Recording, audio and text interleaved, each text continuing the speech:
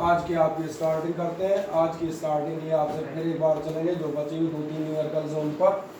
सबसे पहला आपको मिलेगा जो आपसे कहा जाएगा, जो आपने पिछले टॉपिक में भी एक सिमिलर टाइप न्यूमेरिकल किया है, इनफाइनाइट नंबर ऑफ चार्जेस और ईच इक्वल टू क्यू। बहुत सारे चार्ज हैं आप पास और सबकी वैल्यू क्यू आर प्लेस्ड होंगे एक्स एक्सेस। वही आपके 1248 मीटर, किसी ने उस समय नहीं किया हो या नहीं ध्यान दिया हो तो इसमें बता देता हूँ क्या करोगे आप। एक्स एक्सेस बनाए आपका origin 1 metre, 2 metre, 4 metre, 8 metre and so on. X axis पर आप 1, 2, 4 और 8 मीटर सिंपल आप क्या करते जा रहे हैं, ये आपने इनफाइनाइट नंबर ऑफ चार्जेस रखे हैं। कितना चार्ज रखा है सब जगह, ये आपने रखा है क्यू। पिछला टॉपिक कर रहे थे उसमें याद आएगा, उसमें हम शायद 4 माइक्रो कूलम हमने रखा था कूलम इसरो वाले क्वेश्चन में। इसके बाद क्या कह रहा है, find the electric field at the point x बराबर 0। एक्स बराबर 0 पे आपको इलेक्ट्रिक फील्ड निकालनी है, मतलब सिंपली कहा जाए आपको इस पॉइंट पर इलेक्ट्रिक फील्ड कैलकुलेट करनी है एट दी ऑरिजिन। और कब करनी है, जब आपसे दो कंडीशन आपको देता हुआ जा रहा है। कौन सी कंडीशन देता हुआ जा रहा है, जब आपके अबव सेटअप दिए ऑल्टरनेट चार्जेस है, अपोजिट साइन या सेम साइन। तो चलो एक एक करके डिस्कस करते हैं। सबसे पहले हम जाएंगे पार्ट ए में। पार्ट ए जो आपका सिंपल सा है, जो कह रहा है फाइंड द इलेक्ट्रिक फील्ड। आए कल हम बात कर रहे थे एक प्रिंसिपल ऑफ सुपरपोजिशन की। तो प्रिंसिपल ऑफ सुपरपोजिशन तो सबको याद है, टोटल जो आपका फील्ड होगी या फोर्स होगा वो क्या होगा, सबका समेशन होता चला जाएगा। यानी अगर आप इस ओरिजिन के पॉइंट पे अगर आप टोटल फील्ड निकाल रहे हैं, मैं लिख देता हूँ ई आप निकाल रहे हैं नेट, तो ई नेट आपका कितना आएगा, ये आएगा E1 + E2 and so on. हो चुके इनफाइनाइट सीरीज है तो मैंने लिख दिया ई इनफाइनाइट। और शायद बहुत से लोगों को याद आ गया हो, ये एक्चुअली जीपी का क्वेश्चन है। इसमें जो लैंग्वेज थी वो मैंने कहा आपको एक जगह मैंने करा दी है। ये क्वेश्चन तीसरी बार रिपीट होगा पोटेंशियल में, और एक मजेदार बात है पोटेंशियल में फिर हम इसको नहीं करेंगे, नहीं आई समझ में। पोटेंशियल में मैं आपके ऊपर छोड़ दूंगा कि आप इसे कर सकते हैं। तो मैंने कहा अगर आप ई नेट निकालने जाएंगे तो आपको मालूम है जितने भी आपने E1, E2, E3 रखे हैं, पॉइंट चार्ज की इंटेंसिटी का फॉर्मूला में क्लियर है, आता है 1/4πε0 Q/r²। इसका मतलब इन सब में आप देखना कम से कम इतना अंदाज तो लग ही रहा है कि 1/4πε0 कॉमन होंगे, बाकी Q/r², Q/r² लेते आते हैं। मजेदार बात है सारे चार्ज सेम है और सारे चार्ज सेम है, तो Q/r² पहला, Q/r² दूसरा, Q/r² मैंने कहा तीसरा, तीसरा मतलब 3 मत ले लेना, 4 का स्क्वायर है। अगली बार आप जाएंगे Q/8² and same up till the infinity. और जैसे ही इतना करते हैं तो आप देखेंगे नेक्स्ट लाइन में आप पहुंचेंगे 1/4πε0 ये हो जाएगा। आप चलो Q भी मैं कॉमन ले लेता हूँ, दिख रहा होगा Q सबसे कॉमन आ जाएगा। और आपको कितना मिलता हुआ जाएगा, तो आपको मिलता हुआ जाएगा 1 + 1/4 + 1/16 + 1/64 एंड सो ऑन। तो एक काम करें 40 से 3 लाइनें आप घसीट दें, फिर मैं आगे बढ़ता हूँ। पार्ट ए पे मैं जा रहा हूँ। एक एक्स एक्सेस बना दें और ज़्यादा है तो इसमें लिख भी देते हैं आपकी एक्स एक्सेस, और ये मैंने मान ली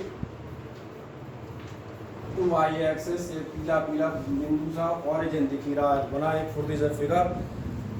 इतना समझ में आ जाए फिर हम आगे बढ़ेंगे। और बढ़िया अवसर मैंने कहा पूरा आपका सिलेबस एक बार रिपीट कर रहे हैं तो कोशिश ये करें कि अब इसको फुल एंड फाइनल में डाल दें, ठीक है ना। जो लोग नहीं पढ़ पाए, आयुषी बेचारी नहीं पढ़ पाई पहले, आपको कोई दिक्कत नहीं है बेटा, बराबर हमने कहा टोटल कवरेज करते हुए जाएँ जितना ज़्यादा आपसे हो सकता हो।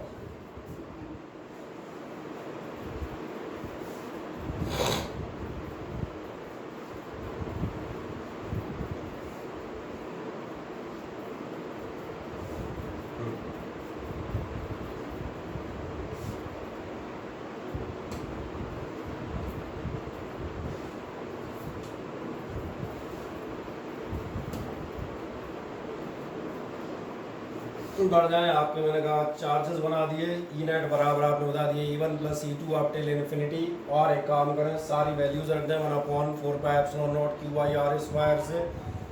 कहीं समझ में नहीं आए तो मैंने कहा एक बार पूछ लें, उसमें कोई दिक्कत नहीं है, ठीक है ना। क्योंकि हमारा लास्ट अटैम्प्ट है, कंप्लीट सिलेबस रिवाइज होने का मतलब ये है कि इससे ज़्यादा हम नहीं कर सकते। क्या आप यहाँ तक पहुँच गए, हाँ है ना बताएं। सभी लोग पहुँच गए, चलो आपको तुम लोग पहुँच गए, तमाम सारे ऑनलाइन बैठे वहाँ है ना बताओ। Yes sir. बढ़िया, पहुंच जाते हैं। तो इसके बाद मैं क्या करूँ, जरा मुझे आइडिया दो यार। तो बढ़िया, सही कह रहे हैं आप, जीपी का फॉर्मूला लगाएंगे, ज़्यादा होगा तो यहाँ पे केवल इतना लिख दूंगा, as it forms a GP, बस दैट्स ऑल। इसका मतलब आपका क्या होगा, आपका ई इज इक्वल्स हो जाएगा। बायोलॉजी वाले हैं उनको एक बार फिर याद दिला देता हूँ, आप वहाँ भी हमने फैसले जो पहली बार किया था उसमें पूरा लिख दिया था, और इसलिए कहूँगा क्रमिक पढ़ते आना। क्रमिक मतलब समझ आ रहे हो, या पहले टॉपिक से बिल्कुल फर्स्ट टॉपिक से पढ़ा रहे हैं, पूरा डेवलपमेंट रख के चलना। तो अब छोड़ोगे तो आगे दिक्कत आएगी, उसका ट्रीटमेंट अब नहीं हो पाएगा।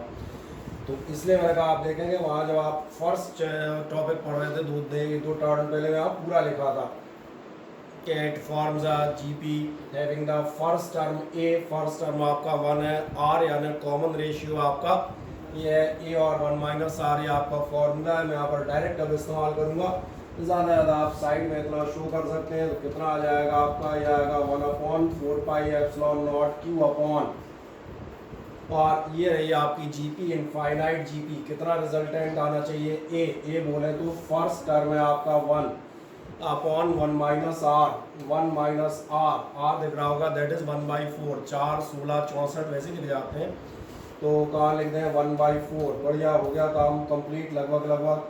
जैसे आप करोगे तो आपका फाइनल क्या हो जाएगा, E is equals to Q upon 4 pi epsilon not.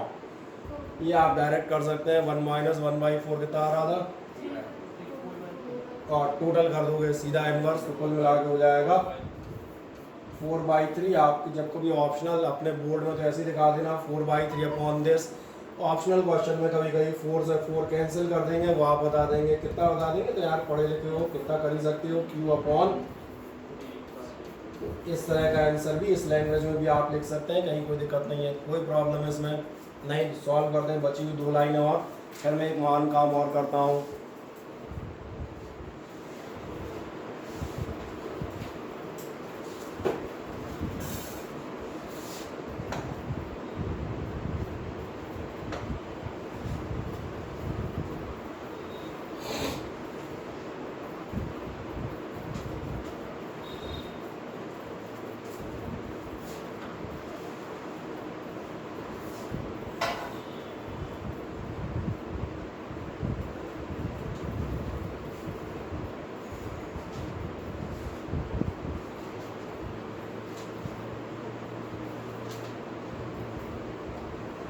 कर दिया सभी ने, कुल मिला के हम कहते हैं 3 पाई एप्सिलॉन नॉट वाला आ जाता है। सभी का आगे वाल को बताओ जल्दी से, हाँ ना, आ गया क्या, ठीक। हाँ, तो देखे ध्यान से, अगली बार क्वेश्चन पार्ट बी क्या कर रहा है, पार्ट बी इसी का क्वेश्चन है, थोड़ा सा एडवांस्ड वर्जन है। अब भी वही क्वेश्चन है, उसी में हम कहते हैं उधर भटक रहे हो। क्या कर रहा है, what will be the electric field, आपकी इलेक्ट्रिक फील्ड कितनी होगी और किस कंडीशन में जान रहा है, if in the above setup the alternate charges या consecutive charges has opposite sign। अगर आपके चार्जेस के साइन कैसे हो जाए अपोजिट, इसका मतलब पहला चार्ज पॉजिटिव हो, दूसरा नेगेटिव हो, फिर पॉजिटिव हो, अगला फिर आपका नेगेटिव हो। ध्यान देना, कुछ नहीं बदलना, कोई आपको बहुत बड़ा फिगर नहीं बनाना, बस एक छोटी सी बात देखो, यहाँ चेंज क्या आएगा वो मैं बस दिखा देता हूँ। जो यहाँ चेंज आएगा उसमें आप देख रहे क्या आपका ध्यान जाता है, इन दोनों की इलेक्ट्रिक फील्ड अपोजिट जाएंगी।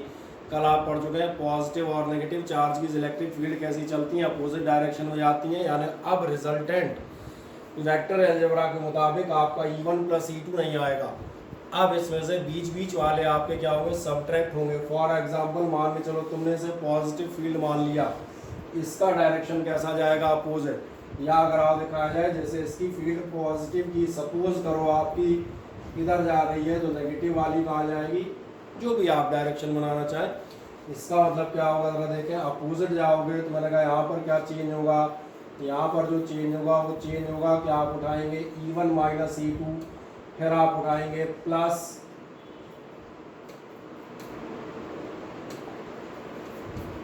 E3, लेकिन एक मज़ेदार बात, फिर आपका आएगा -E4। क्या समझ आता है, प्लस माइनस आपके इस टाइप से चलते जाएंगे। अब इसका परिणाम कहाँ जाएगा, तो परिणाम भी देखें, बहुत छोटा सा एक मैथमेटिकल चेंज होगा, और वो चेंज आएगा कि आप जब इनमें लेंगे, फिर 1/4 पाई एप्सिलॉन नॉट कॉमन है, 1/4πε0 कॉमन लोगे, उसके बाद Q/1 स्क्वायर, लेकिन माइनस, ठीक है दिख रहा है सभी को, इतना मोटा इसलिए कर दिया ताकि देखे, और मोटा कर देता हूँ ये। इसके बाद आप जाएंगे प्लस, फिर आपका आएगा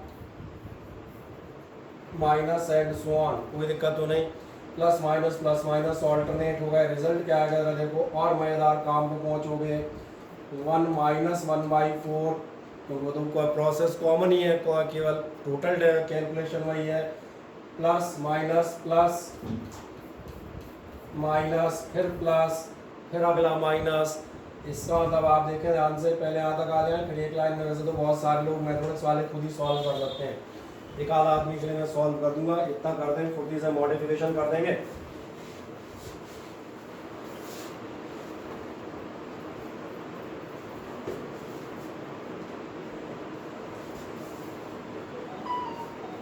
आराम से प्लस माइनस के ऑल्टरनेट ऑर्डर दिखा दें बस कैलकुलेशन में।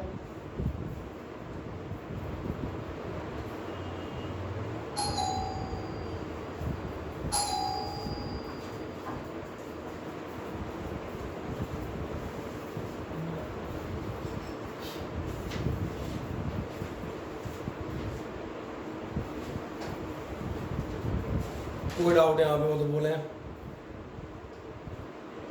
क्या आप यहाँ तक पहुँच जाते हैं मुझे बताएं, कहाँ से स्टार्ट करना है, यहाँ से एक बार आप प्लस और एक बार माइनस करते हुए चले जाएंगे।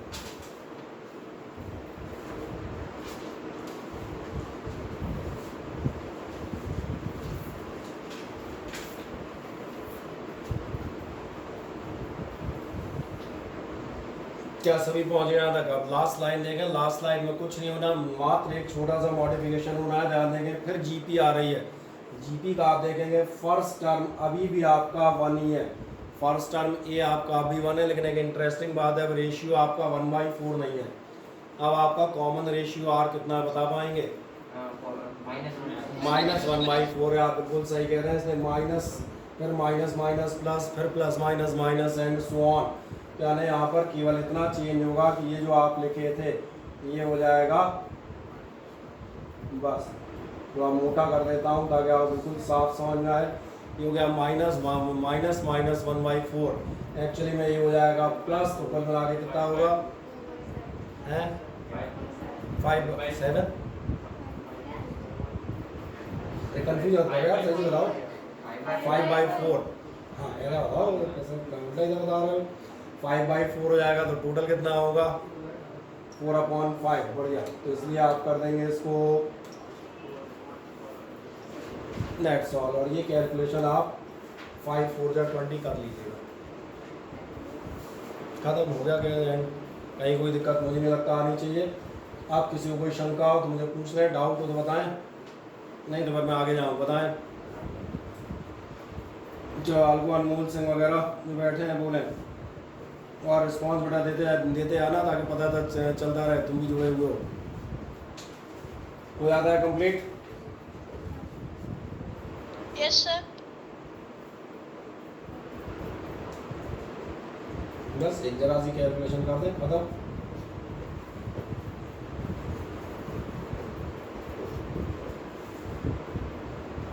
वैसे मैंने थोड़ा सा एक्स्ट्रा टाइम दे ही देता हूँ, उनका आपके उनके बीच में 10 सेकंड का लैग हो सकता है, 8 सेकंड का ना आप तुमने नहीं सर, मतलब ब्रॉडकास्ट में 8 सेकंड का होता ही है। ठीक है, कितना भी अच्छा। चलो एक नेक्स्ट आते हैं। इसके बाद ये एक अच्छा क्वेश्चन है, आपसे कह रहा है Q is divided in 2 parts. ये क्वेश्चन ऐसे नहीं हो पाएगा, ये क्वेश्चन थोड़ा सा आप लोग अलग ढंग से करना है। ये आपसे कह रहा है आपके पास एक चार्ज Q है, इसको आपने 2 पार्ट में डिवाइड किया है। मैं मान चलता हूँ मेरे पास एक चार्ज है Q, इसको मैं 2 पार्ट में ब्रेक करता हूँ, और 2 पार्ट में से मान चलना इसको मैं मान लिया ये है Q, और इसका एक पार्ट मैंने मान लिया ये है Q। तो दूसरा पार्ट आप देखेंगे जो सेकंड पार्ट होगा वो आपको समझ में आ रहा है, वो होगा Q2, यानी एक्चुअली में Q2 बराबर कितना हो जाएगा, टोटल Q और माइनस Q1। नहीं आया समझ में? अगर मान चलो 10 कूलॉम है, और 10 कूलॉम में से मैंने 4 कूलॉम इधर रख दिए, तो इधर कितने बचेंगे? नॉर्मल है 6 बचेंगे। तो कैसे निकाल लिया? ऐसे निकाल लिया ना कि एक पार्ट आप मान लें Q1 है, तो दूसरा पार्ट Q2 आपका कितना होगा, Q माइनस Q1, यानी आप कह सकते हैं let parts are Q1 and Q minus Q1, ये मैंने पहली चीज़ मान ली। अब आप कहेंगे खास बात क्या थी, these are placed at a distance R apart, R distance पर रख दिया। असली बात ये कह रहा है find the values of Q1 and Q2 for which the repulsive force between them is maximum. Actually ये क्वेश्चन इलेक्ट्रिसिटी का है ही नहीं, आपका बीच का फोर्स मैक्सिमम हो, तो इसके लिए मैं आपको एक पहले थ्योरी बताता हूँ, उसको ध्यान से सुनना मेरी बात। ये थ्योरी आपसे लास्ट ईयर की थ्योरी है, जब आपको हम डिफरेंशियल कैलकुलस पढ़ाते थे तब आपसे कहा जाता था अगर कोई भी आपका y, if y is equals to, मैं क्या कहता हूँ, y is equals to function of x है, और फंक्शन ऑफ x अगर कोई y वाला है तो मैं याद दिला दूँ फंक्शन ऑफ x में आते थे sin x, log x, trigonometric functions, logarithmic functions, या फिर आया करते थे algebraic functions, x square plus 5x plus कुछ भी मान लो 6, जो भी आप कह रहे थे वो दिक्कत नहीं, ये सब आपके कहीं ना कहीं फंक्शंस हैं। तो मैंने कहा आपसे लास्ट ईयर बताया जाता था if y is equals to function of x है देन फॉर मिनिमा और मैक्सिमा, अगर आप मिनिमम या मैक्सिमम वैल्यू चाहते हैं तो उस कंडीशन में आपसे एक शर्त दी जाती थी, मैं दोनों लिख देता हूँ, मैं कहता हूँ मैक्सिमा या मिनिमा, फिर बाद में मैक्सिमा या मिनिमा ध्यान रखना डबल डिफरेंशियल से डिसाइड होती है, तो उतना आपने को इस क्वेश्चन में टारगेट नहीं है क्योंकि अपन मैथमेटिक्स नहीं पढ़ रहे हैं, बस इस कंसेप्ट में लगा 11th के डिफरेंशियल की ज़रूरत पड़ेगी। मैक्सिमा या मिनिमा के लिए क्या होना चाहिए, आपका dy upon dx is equals होना चाहिए 0। तो एक काम करें, यहाँ पर एक कहीं भी बीच में घुसेड़ दें, इसमें लिख दें कंसेप्ट, ये जरूर लिख दें, फिर बाद में सॉल्यूशन तो अपन झेल ही लेंगे, पहले कंसेप्ट लिख देना, बाद में फिर वो Q1 Q2 वाला मामला शुरू करना। तो देखने आ रहा है कि नहीं देखने आ रहा है, पीला पीला पिलपिला सा कलर बाल को, पीला कलर देखने आ रहा है नहीं आ रहा, आएगा तुम्हें तो आएगा ही, दो बेचारे गरीब लोग उधर बैठे, बताओ इनका क्या होगा।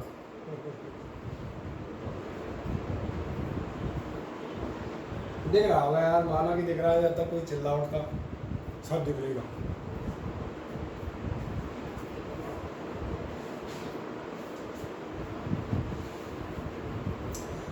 पहले आप कंसेप्ट लिख दीजिएगा y is equal to function of x, जो y वालों के लिए मैंने और थोड़ा डिटेल कर दिया, sin x log x या ऐसा कुछ तो भी हो, तो आपका फॉर मैक्सिमम वैल्यू आपका क्या होना चाहिए, dy अपॉन dx होना चाहिए 0, ठीक है।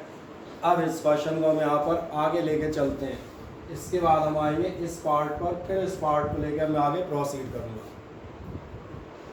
क्या इतना आपने लिख दिया मैक्सिमम मिनिमम, बस एक लाइन बता दो, इसमें आप बताएगा let two parts are Q1 and Q minus Q1। अगली लाइन में चले आए, let two parts are Q1 and Q minus Q1, two parts are Q1 and Q minus Q1, okay. अब हम बात करते हैं अगली चीज़, अब हम देखेंगे फोर्स की क्या कहानी है। फोर्स की ये कहानी है कि हम सबसे पहले देखते हैं फोर्स आपका होगा कितना, फिर बाद में डिसाइड करेंगे। फोर्स F बराबर ध्यान देखना, ये होगा 1/4πε0, मैं लिख देता हूँ K। अब होगा क्या है, कांस्टेंट है, शॉर्ट में काम चला दो।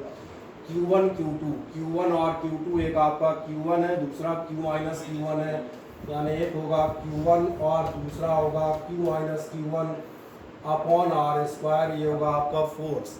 अब अगर ये फोर्स है तो मैं और थोड़ा सा इसको डिटेल कर देता हूँ, कोई दिक्कत नहीं, थोड़ा सा लंबा हो जाए कोई समस्या नहीं, समझ में आना चाहिए। यानी आपका F इज इक्वल्स टू कितना होगा, ये होगा K upon R square, R आपको मालूम है डिस्टेंस दोनों के बीच का फिक्स है, इसे बदलना नहीं, कह रहा है और डिस्टेंस पर रखो, ये आपका हो जाएगा, कहा जाए ये हो जाएगा Q1 minus Q1 square, that is the force. क्या आपको ध्यान जा रहा है, फोर्स की वैल्यू किस बात पर डिपेंड कर रही है, किस बात पर डिपेंड कर रही है, ये मैं ऐसे समझाता हूँ, बहुत ध्यान से इधर देखिएगा। जब आप देखेंगे इनमें से आपका आर स्क्वायर कांस्टेंट है, आपका के जन्म जन्मांतर से कांस्टेंट है, और एक मजेदार, चूंकि आपको गिवन चार्ज Q था तो ये भी कांस्टेंट है, वो थोड़ी बदल लोगे, धीरे से तोड़ते तोड़ते बदल लिया, बोले छोटा लग रहा है बड़ा लाता हूँ, ये सारे कांस्टेंट। वेरिएबल क्या है? वेरिएबल Q1 है। और वेरिएबल Q1 हमें कैसे पता चला? कि यही तो पूछा है, दो टुकड़े कौन से तोड़ोगे। ये Q1 आपका 1 कूलम है, 2 है, 3 है, 4 है, इसी तरह बचा हुआ जो भी बचा हुआ आ रहा हुआ है, तो ये वेरिएबल है। और y बराबर फंक्शन ऑफ x में ध्यान है, जिस वेरिएबल पर आप डिपेंड करते थे। इसलिए मैंने कहा बहुत ध्यान से मेरी बात सुनना। ये बता रहा है कि आपका जो भी फोर्स है ये है फंक्शन ऑफ, यानी डिपेंड करता है। किस बात पर डिपेंड करता है? कि आर बार पे डिपेंड नहीं करता, क्योंकि कांस्टेंट है। ये डिपेंड करता है Q1 पर। क्या ये बात सबको समझ में आती है? हाँ ना? बस यहाँ एक सेकंड का स्टॉपेज लेंगे। नहीं समझ में आया तो बताएं, तो मैं इसको दोबारा एक बार रिपीट कर दूंगा।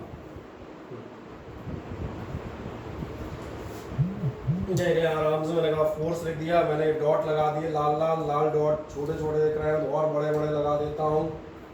ये डॉट बता रहे हैं कि इन चीज़ों को मैं क्या डिक्लेयर कर रहा हूँ? कांस्टेंट। इसलिए मैंने कहा काय पर डिपेंड करोगे? केवल और केवल Q1 पर आप डिपेंड करेंगे। यही Q1 है, आप फंक्शन ऑफ Q1 है। क्या हर आदमी की बात समझ में आती है? कोई डाउट नहीं आता? कोई समस्या नहीं? बस हो गया, काम खत्म। देखें ध्यान से, इसका मतलब है हम इसी चीज़ को आगे पहले काम को यहाँ तक आ जाओ, ताकि मुझे बार बार ऊपर नीचे नहीं करना पड़े। छोटी से 3 लाइनें बढ़ जाओ, डिफरेंशियल करने वाला हूँ, इसका इस्तेमाल करूँगा। इस लाइन पे मैं जाऊँगा। आराम से कर देते हैं इस क्वेश्चन को मज़े से।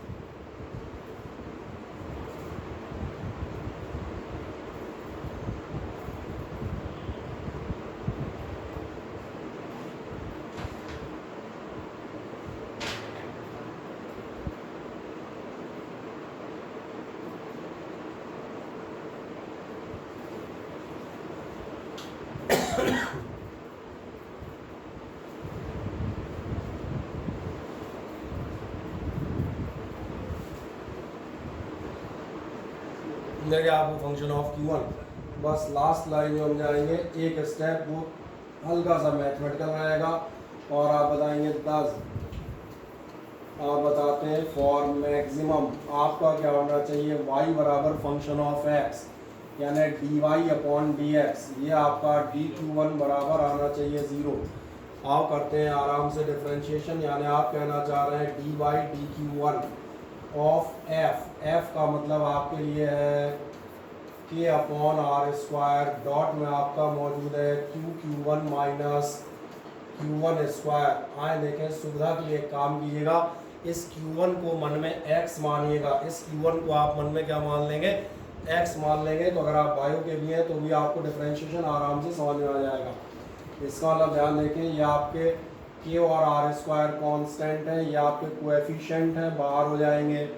अब मैं करता हूँ d/dx ऑफ qx1। दिख रहा है d/dx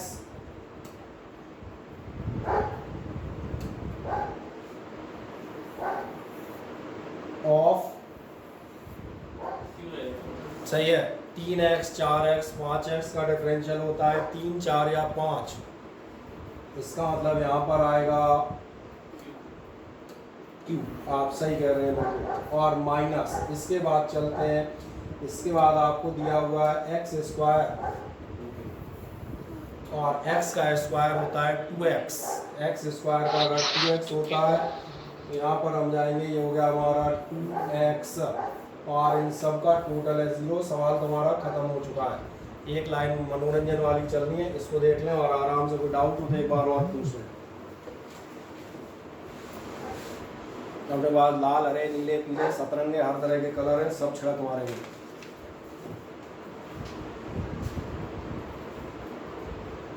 आराम से डिफरेंशिएशन कर दें।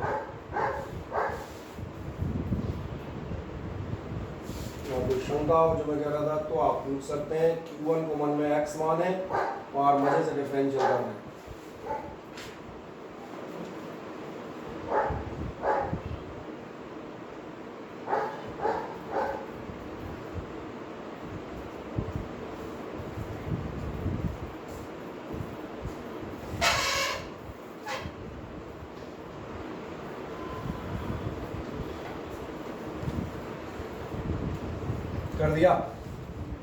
कर दिया सभी ने? बस तो आप देखें एक लाइन बची लास्ट, ये 0 है मतलब दिख रहा होगा, इसका मतलब आपको मिलेगा क्या मिलेगा, q माइनस 2q1 बराबर होगा 0। आप कह सकते हैं या, और आप या ना लिखना पसंद करें तो खैर तुम पसंद करोगे नहीं, और लिखना पड़ेगा।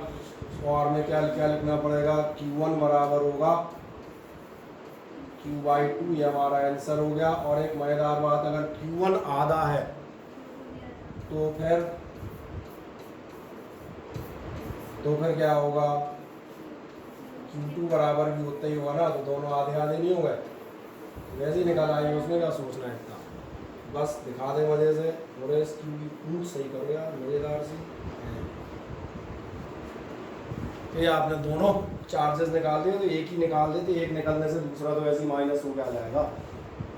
ये भी आपका हाफ ऑफ दी क्यू होगा और वो भी आधा क्यू होगा।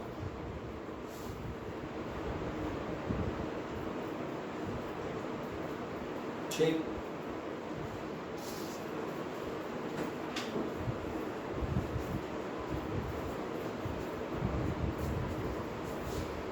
महाभारत में एक गांधारी होती थी तो मुझे ईमानदारी नजर आती है, मुंह वाली ईमानदारी।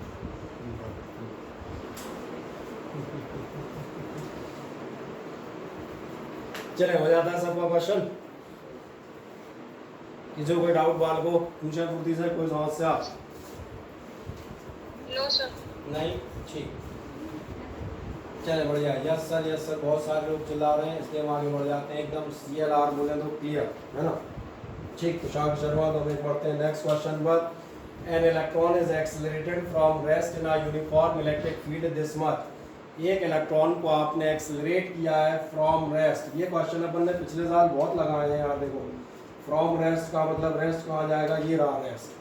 फ्रॉम रेस्ट का मतलब याद आता है कि अपना u बराबर होगा 0। कहाँ लिखूँ, कहीं तो लिखूँ, चलो यहाँ लिख देता हूँ, u बराबर हो गया 0, इतना दिखता जाए। In a uniform electric field this much, आपको एक यूनिफॉर्म इलेक्ट्रिक फील्ड दे रहा है या नहीं, यह आपको अगला डाटा दिया हुआ है जो आपको दी इलेक्ट्रिक फील्ड, यानी कि हमने कहा आपको दी गई है E। इसके बाद कह रहा है how long it will take. अरे हाउ लॉन्ग माने क्या होता है,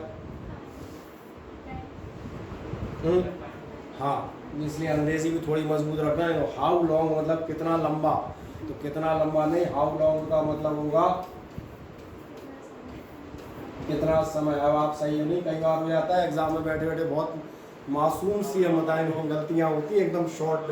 how long it will take S बराबर ut plus half AT square S निकाला है, बाद में पता चला हाउ लॉन्ग का मतलब हाउ लॉन्ग नहीं था, ये तो कुछ और ही था। तो कितना समय लगेगा, ट्रेवल डिस्टेंस पता नहीं कितना डिस्टेंस है, 6 मीटर का डिस्टेंस ट्रेवल करने में। क्या करोगे ध्यान देखना, 6 मीटर का डिस्टेंस यानी दिख रहा होगा एस दिया हुआ है। क्वेश्चन तुम ध्यान से देखो, कुछ यहाँ का है कुछ पीछे का है, कुछ यहाँ का और कुछ पीछे का। क्यों, क्योंकि अगर मान के चलें किसी भी पार्टिकल के लिए आपसे ये पूछ रहा है इतना डिस्टेंस ट्रेवल करने में कितना टाइम लगेगा, तो इतना डिस्टेंस ट्रेवल करने में कितना टाइम लगेगा, इसका एक ही तरीका है अपने पास। इसने कहा था क्वेश्चन आधा यहाँ है और आधा वहाँ है, वहाँ मतलब 11th में। एस बराबर ut plus half AT square. क्या आपको ध्यान आता है, एक मिनट पहले मैंने कहा था u बराबर 0, तो आपकी इनिशियल वेलोसिटी 0 है, तो ये तो ख़त्म हो गए, ये बचा हाफ। अब आया a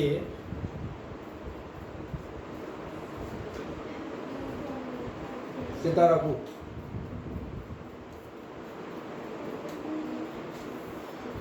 नहीं आ रहा किसी को ध्यान, a। चलो कोई बात नहीं, मैं एक फार्मूला बताता हूँ तो शायद याद आ जाए। जब a नहीं दिया हो तब जाना, शायद t निकल आए, अब भी नहीं निकल रहा, कोई बात नहीं। अब 12th लगेगी, अब 12th कहाँ लगेगी समझ में आ रहा है, तो यहाँ लगेगी कि f बराबर होता है, हाँ तो चलो अपन तो q ही रख देते हैं ना, बाद में देख लेंगे। इलेक्ट्रॉन था क्योंकि इस क्वेश्चन में इलेक्ट्रॉन दिया है, हो सकता है किसी में अल्फा पार्टिकल पकड़ा दे तो अल्फा का चार्ज रखना, किसी में ड्यूट्रॉन पकड़ा दे तो ड्यूट्रॉन का रखना। तो इसलिए मैंने अभी यहाँ आपको दिखा दिया F is equal to QE है, and that's all for my question. तो मैं लिख दूंगा 6 is equal to half F की जगह मैं रखूँगा क्यू ई। क्यू इस केस में आपका इलेक्ट्रॉन है, तो आपने लिखा 1.6 इंटू 10⁻⁻19 इंटू ई आपको दी थी, कहाँ गई ई है 2 इंटू 10⁻⁴ और रख दो इस 2 इंटू 10⁻⁴ को मजे से, तो आप जाएंगे इंटू 2 इंटू 10⁻⁴ अपॉन में आपका आएगा एम याद है कि भूल गए?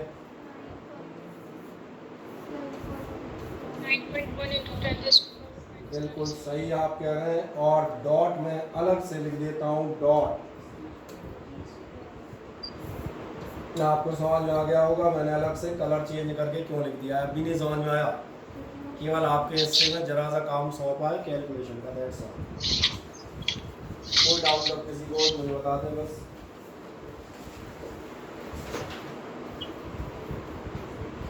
अरे सब यस सर लिख रहे हैं। तनुष्का सिंह ने लिखा है नो सर। तनुष्का तुम्हारा नो सर काहे के लिए?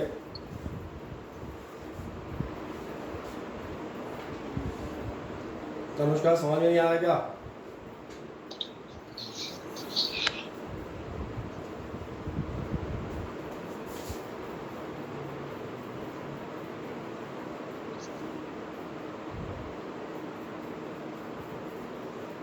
ओके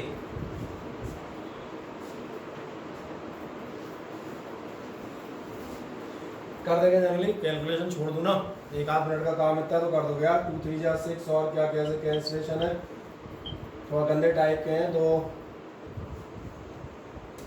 क्या करें? अबाउट आएगा है 2 के आसपास आएगा सर। हाँ सही कह रहे हो, ये कैंसिल हो जाएंगे 10। चलो कर लेना यार, हटाओ इतना दिमाग नहीं लगा रहे, 2 लाइनें लिख दो खत्म।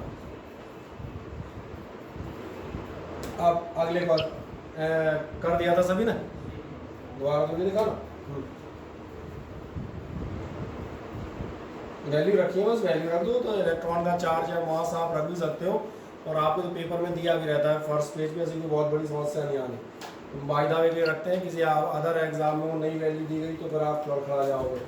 लास्ट समाधान चलो बढ़िया है। पेंडुलम बॉब के क्वेश्चन नहीं है, पेंडुलम बॉब के क्वेश्चन इसमें भी हमने पहले तो किए थे, अब की बार कुछ नहीं। इसके पेंडुलम बॉब के क्वेश्चन और एक वो जो फोर्स में भी अपन ने 2 पेंडुलम बॉब वाले छोड़ दिए थे, इन चारों के एक अलग स्लाइड बना के कल एक साथ कर देंगे, ठीक है? तो उसलिए का क्योंकि इंसर्ट करनी पड़ेगी, पूरी पुरानी होगी, बहुत ज़्यादा है, कोई समस्या नहीं, केवल पेंडुलम बॉब छोड़ देते हैं फिलहाल के लिए। अब एक छोटा सा काम करते हैं, रिंग वाला भी अपन ने किया नहीं है। आए तो हम जाते हैं छोटी सी बात पर, हम लोग कहाँ थे? आप लोगों ने क्या क्या पढ़ लिया था इसमें?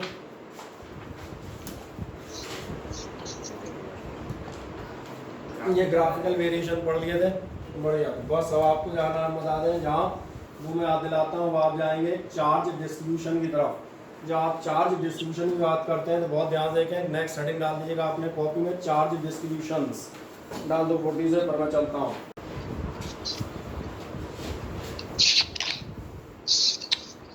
कोई शंका हो तो मुझे पूछो, और अदरवाइज अपना माइक म्यूट कर दो ताकि बाकी सबको दिक्कत नहीं आए। जब आप कंटिन्यूअस चार्ज डिस्ट्रीब्यूशन की बात करते हैं तो यहाँ तक देखें, अभी हम जहाँ सीमित थे हमारे सारे क्वेश्चन काहे के लिए चल रहे थे, आपके सारे क्वेश्चन चल रहे थे पॉइंट चार्ज के लिए। अभी आपने जितने भी न्यूमेरिकल, चाहे मैंने कहा कूलॉम्स लॉ में अप्लाई किए हो, चाहे भी इलेक्ट्रिक फील्ड में अप्लाई किए हो, जो आप फॉर्मूला पढ़ रहे थे 1/4πε0 Q/r², ये पॉइंट चार्ज के लिए वैलिड था। आपने हम कहना एक्स एक्सिस पे 1 मीटर 2 मीटर 4 मीटर 8 मीटर पे चार्ज रखे थे, सारे के सारे पॉइंट चार्ज थे। हमारे पास एक वैरायटी और हो सकती है, वो हो सकता है चार्ज डिस्ट्रीब्यूशन, यानी चार्ज को आपने एक लंबी चौड़ी सतह पर डाला हो। और ऐसे केसेस में ध्यान देना, वी में have 3 types of charge distribution. जो 3 टाइप आपके पास डिस्ट्रीब्यूशन के नाम पर होती है, उनमें सबसे पहला ध्यान देखना वो ये होगा। ये समझ में आ रहा है? आपके पास कोई रॉड है, कोई वायर है, ऐसी कोई चीज़ है, इस पर आपने चार्ज स्प्रेड कर रखा है, तो इसको हम बोलते हैं, आपके लिए ध्यान देखेंगे, ये कहलाता है लाइन चार्ज या लीनियर डिस्ट्रीब्यूशन। और ऐसा कोई वर्ड नहीं है जो आदमी को समझ में ना आए। अच्छा, इसका एक ऑप्शन है, ध्यान देखना, इसको अपन 1 डायमेंशनल डिस्ट्रीब्यूशन भी कहते हैं। 1 डायमेंशनल भी समझ में आएगा कैसा डिस्ट्रीब्यूशन है, 1 डायमेंशनल। अब एक दूसरा ऑप्शन देते हैं, दूसरा ऑप्शन ध्यान से देखें, आपके पास हो सकती है एक शीट, या प्लेट, और शीट या प्लेट पे अगर आपका चार्ज मौजूद है तो ये ध्यान जा रहा होगा, इस डिस्ट्रीब्यूशन को आप कहते हैं सुपरफिशियल सरफेशियल। आप बिल्कुल सही हैं। कुछ बुक्स लिख देंगी एरियल, वो भी वही है। एरियल मतलब एक पूरे एरिया में चार्ज डिस्ट्रीब्यूट है। मैंने कहा इतना समझ में आता है सुपरफिशियल सरफेशियल या चार्ज डिस्ट्रीब्यूशन के नाम से। तीसरा अपने आप समझ में आ गया होगा। तीसरा किसकी चर्चा करूँगा, तीसरा ध्यान देखना, या तो ये होगा, और ये सर्कल नहीं है स्फीयर है।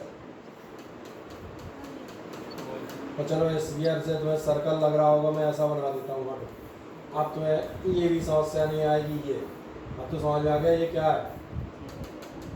इसमें अगर आप चार्ज पूरे वॉल्यूम में डिस्ट्रीब्यूट कर रहे हैं तो ये आपका डिस्ट्रीब्यूशन क्या होगा, ये डिस्ट्रीब्यूशन होगा आपका वॉल्यूमेट्रिक चार्ज डिस्ट्रीब्यूशन, या फिर आप इसे मैथमेटिकल कह सकते हैं 3D। तो 1D हो सकता है, 2D हो सकता है, 3D होता है। कई बार लैंग्वेज बदल जाती है, तो मैं सारी लैंग्वेजेस पॉसिबल प्रोबेबल बताते जाता हूँ, क्योंकि आप अलग अलग एग्जामिनेशंस में जाते हैं बाद में। कई बार मैथमेटिकली डिफरेंशिएट भी होती हैं लैंग्वेजेस। अब एक अगली चीज़ आती है, जब आपके एक लंबे से वायर पे तमाम सारा चार्ज मौजूद है, या एक बहुत बड़ी शीट पे चार्ज मौजूद है, या किसी बहुत बड़े वॉल्यूम में चार्ज मौजूद है, तो हम ध्यान देखना टोटल चार्ज की बात नहीं करते। इंस्टीड ऑफ दैट हम एक वर्ड इस्तेमाल करते हैं चार्ज डेंसिटी। मैं एक साथ तीनों बता रहा हूँ, फिर एक एक करके लिखेंगे, ये ध्यान रखना। समझने में तीनों एक साथ ही आ जाएंगी। चार्ज डेंसिटी का मतलब होता है, ध्यान देखना, चार्ज डेंसिटी का शॉर्ट बता देता हूँ। चार्ज डेंसिटी का मतलब है चार्ज प्रेजेंट इन यूनिट। अब यूनिट क्या वो तुम देख लो भाई। Charge present in unit length, ये आपका कहलाएगा line charge density, linear charge density. समझ में आ रहा होगा। आपने कहा charge present in unit surface area, तो आपका हो जाएगा superficial charge density, areal charge density. ये समझ में आ गया होगा सेकंड वन। आपने कहा charge present in unit volume, ये हो जाएगा वॉल्यूमेट्रिक चार्ज डेंसिटी। यानी इनमें से अगर हम किसी भी एक का फॉर्मूला लिखें तो आपको तीनों का आइडिया लग जाएगा। लीनियर चार्ज डेंसिटी जाओगे तो याद देखना लैम्डा से लिखते हैं, L स्टैंड्स फॉर लैम्डा। अगर आप सुपरफिशियल जाते हैं तो सिग्मा के तौर पे आप लेते हैं S, और अगर आप वॉल्यूमेट्रिक जाते हैं तो उसका लेना देना V से नहीं है, पर वो है वही पुराना बचपन वाला डेंसिटी वो हमेशा लेते आए हो। क्या होंगे तीनों, बहुत ध्यान देखना, अपने आप समझ में आएगा। जो भी डेफिनेशन दे रहा था इसलिए मैं समझाऊंगा, एक साथ लिखेंगे टुकड़ों में। पहला हो जाएगा, ध्यान देखना, ये होगा चार्ज प्रेजेंट पर यूनिट लेंथ, ये होगा charge present per unit area, या S भी लिख सकते हो, सरफेस एरिया, कोई दिक्कत नहीं। और ये होगा charge present per unit volume. नहीं आया समझ में अभी?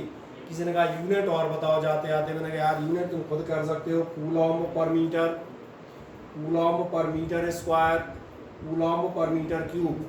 किसी ने कहा ऐसे नहीं, डिफरेंशिएशन के फॉर्म में बताओ, बता सकते हैं क्योंकि 11th में ही सिखा देते हैं। तो ध्यान नहीं क्या 11th में सिखाते थे कि आपकी स्पीड होती थी डिस्टेंस अपॉन टाइम 9th वाले के लिए, 11th वाले के लिए हो जाती थी। अभी कोई अगर आपसे मान के चले कहे, वह कहता है कि मुझे ये कैलकुलस फॉर्म में दिखाओ तीनों फॉर्मूले, तो आपने ध्यान नहीं दिया, तीनों फॉर्मूले कैलकुलस फॉर्म में भी इमीडिएटली आ जाएंगे। कैसे आ जाएंगे? लैम्डा बराबर हो जाएगा dq अपॉन dl,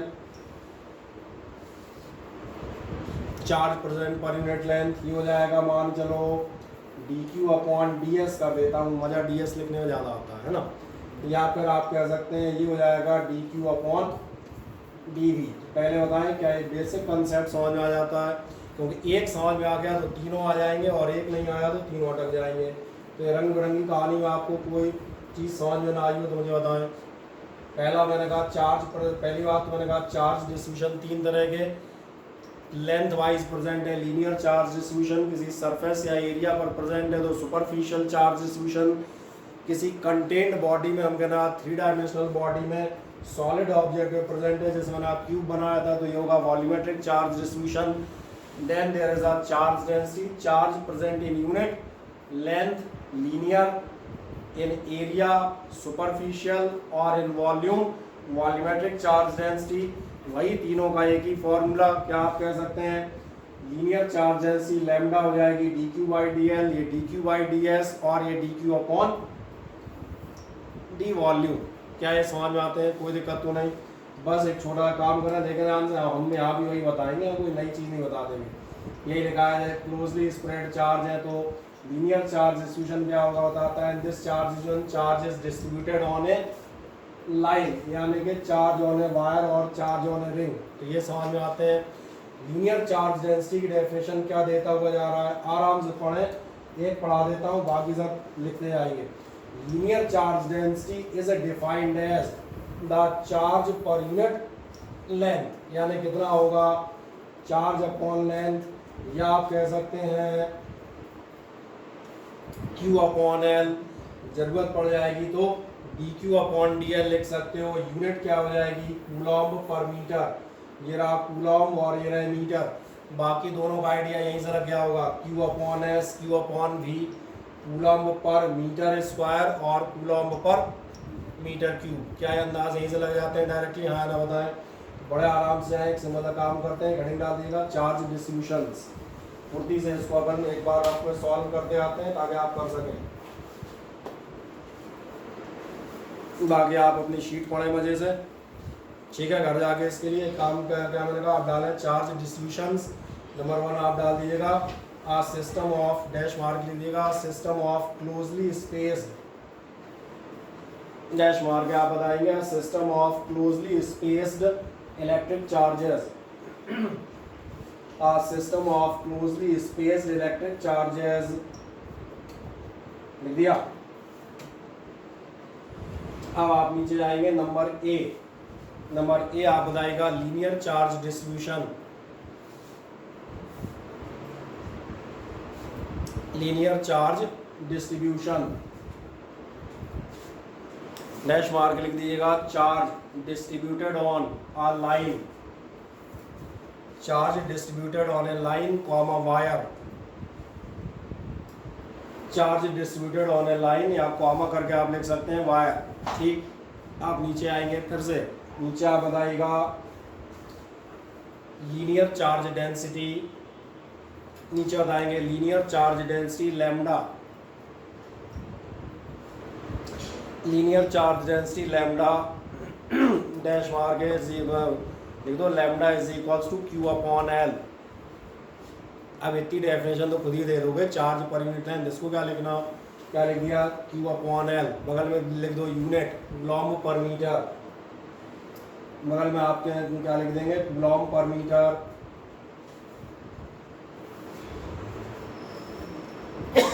लिख दिया कूलॉम्ब पर मीटर। अब और नीचे बढ़ जाएगा, फॉर स्मॉल एलिमेंट, नीचे आप जाएंगे, for small element lambda is equals to D Q by D L.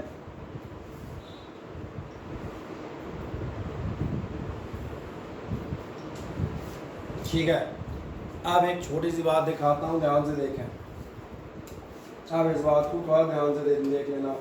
मैं मान के चलता हूँ ये आपका कोई लीनियर चार्ज डिस्ट्रीब्यूशन है, क्योंकि आपने जो है सिंपल दो चार्जेस, पॉइंट चार्जेस के बीच का फोर्स पढ़ रखा है, दो पॉइंट चार्ज Q1 और Q2 है, तो फोर्स कितना होगा, K Q1 Q2 by R square. लेकिन अब मैं आपसे बात करता हूँ, मेरे पास एक चार्ज ये है और दूसरा चार्ज मेरे पास है पॉइंट चार्ज Q0, आप बताएं इनके बीच में कितना फोर्स होगा, तो झंझट हो जाएगी। इस झंझट को हम कैसे सॉल्व करेंगे, ध्यान देखो, इस झंझट को हम ऐसे सॉल्व करेंगे कि हम यहाँ पर मानेंगे एक छोटा सा एलिमेंट, समझ में आ गया, और इस एलिमेंट का चार्ज मैं मान लेता हूँ कितना होगा, dq। तो एक छोटा काम करो, एक साइड में फिगर बनाओ और यहाँ से यहाँ तक का डिस्टेंस दिखा देना, डिस्टेंस तो आ ही दिखाओगे, डिस्टेंस में क्या सोचना,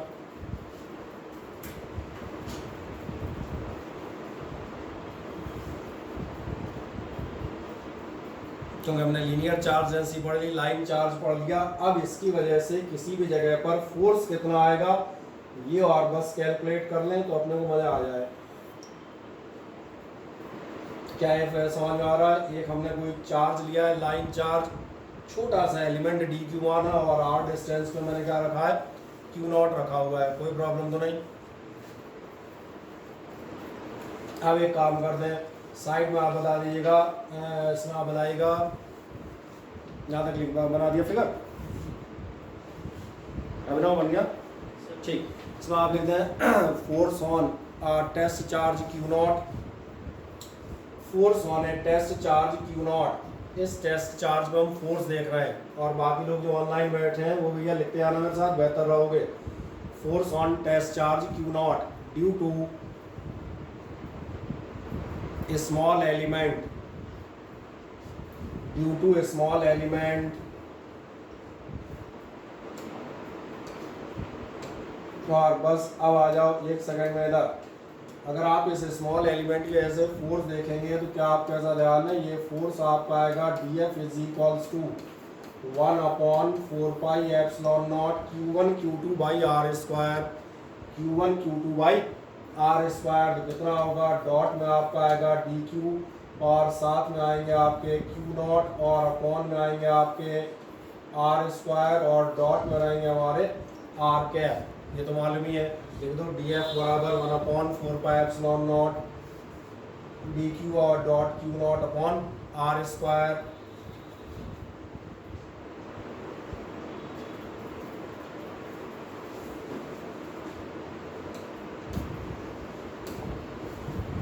अब मैं छोटा सवाल पूछता हूँ, ये याद है कि भूल गए,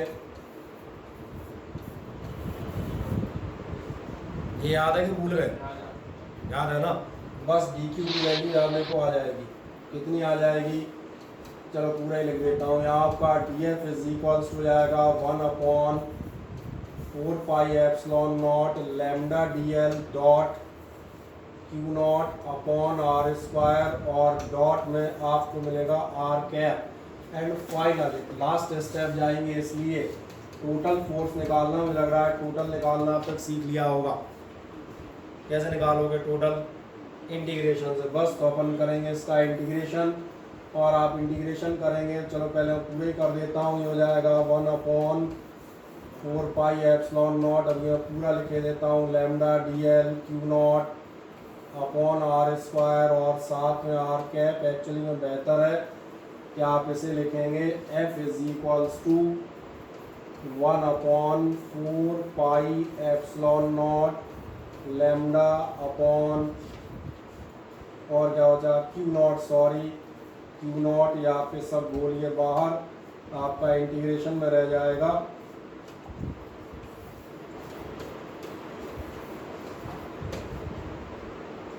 और लैम्डा बाहर लीजिए बाहर,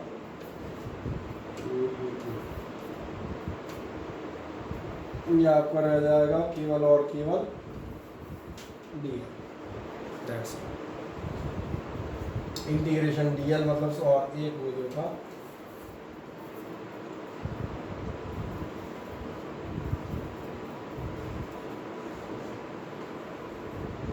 कोई समस्या तो नहीं, केवल आपने Q1 Q2 by R square किया है और मैंने कहा साथ में आपने क्या क्या कर दिया है, dQ की वैल्यू रख दी है lambda dl upon R square से खत्म। और इसके बाद आप चले आएंगे तो F इज इक्वल्स टू आपका ये, तो फॉर्मेलिटी इंटीग्रेशन की आगे आपने लिखा दिया 1/4πε0 lambda Q naught dl by R square का R cap.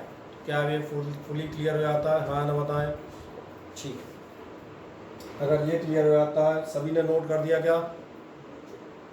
Yes sir. Okay, then आप देखें ध्यान से, शायद हमने भी यहाँ यही किया है, देख रहे हैं।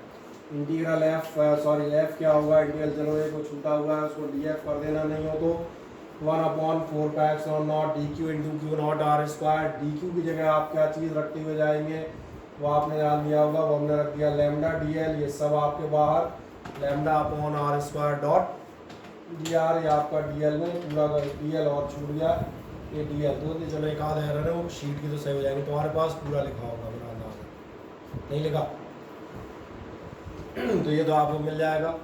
अब एक सिंपल सी बात पे आते हैं, ध्यान देखना, जैसे हमने ये निकाला है, जैसे जिन वर्डिंग्स में, अब मैं शीट नहीं बदल रहा, मैं इसी को दिखाता हूँ, ध्यान से देखो, यही पूरा का पूरा हमें सुपरफिशियल चार्ज इंटेंसिटी में दोबारा लिखना है। आप इन शॉर्ट फुर्ती से लिखते आएंगे, एक आध जगह जहाँ जरूरत पड़ेगी केवल वही बात करूँगा, इसलिए मैंने कहा आप इसको लेंगे, इससे दूसरा लिखेंगे। अगला चले आए, अगला आप डालिएगा नंबर बी, नंबर बी आप डालिएगा सुपरफिशियल चार्ज डेंसिटी।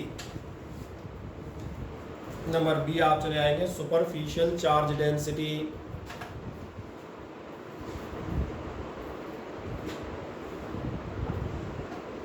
और सुपरफिशियल चार्ज डेंसिटी में जाओगे तो इसमें आप बता दीजिएगा charge distributed on a surface और शीट।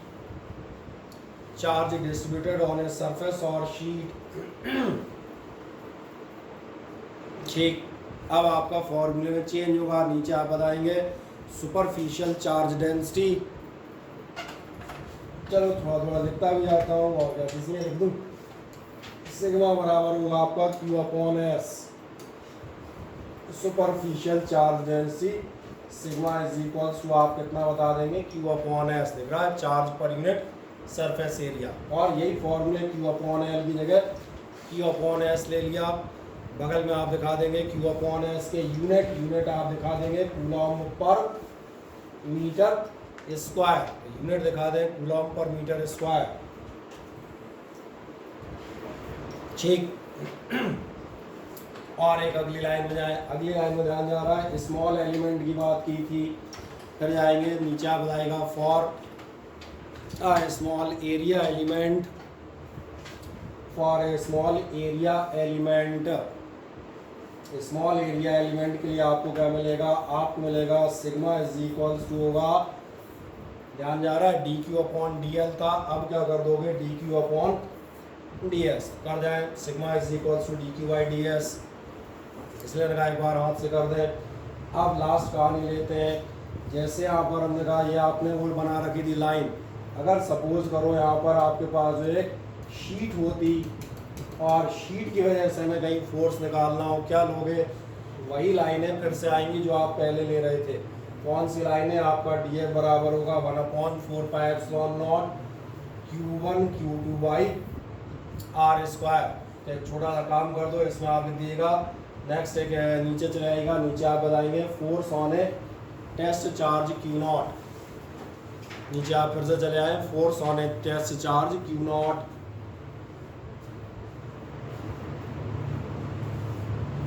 ठीक, शॉर्ट कर रहे हैं वो सभी लिखा है एट ए डिस्टेंस आर, वो आप शीट से पढ़ लेना। फोर्स ऑन ए हमने कहा टेस्ट चार्ज Q0 कौन सा आएगा, और देखो इसी को देखते आते हैं फुटी से। अब आपको फिर से यही मिलेगा, क्या मिलेगा, वेक्टर डी एफ बराबर 1/4πε0 Q1 Q2 by R square dot R cap. चले पहली लाइन लिखते हैं मेरे साथ साथ।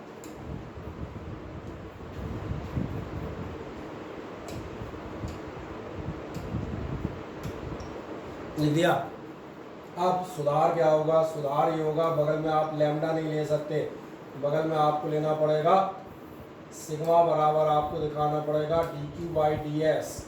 लिखा है बगल में sigma is equals to D Q by D S, इसीलिए इसमें कर रहा हूँ ताकि साफ नजर आए। हो गया। अगले स्टेप में आप क्या करेंगे बताएं। यहाँ जो आपने लैम्डा डी एल रखा था, लैम्डा डी एल नहीं रखा जाएगा। अब आपका डी क्यू कितना हो जाएगा, ये हो जाएगा सिग्मा डी एस। आप बिल्कुल सही कह रहे हैं। अगले स्टेप में जाएं, ये हो गया सिग्मा डी एस।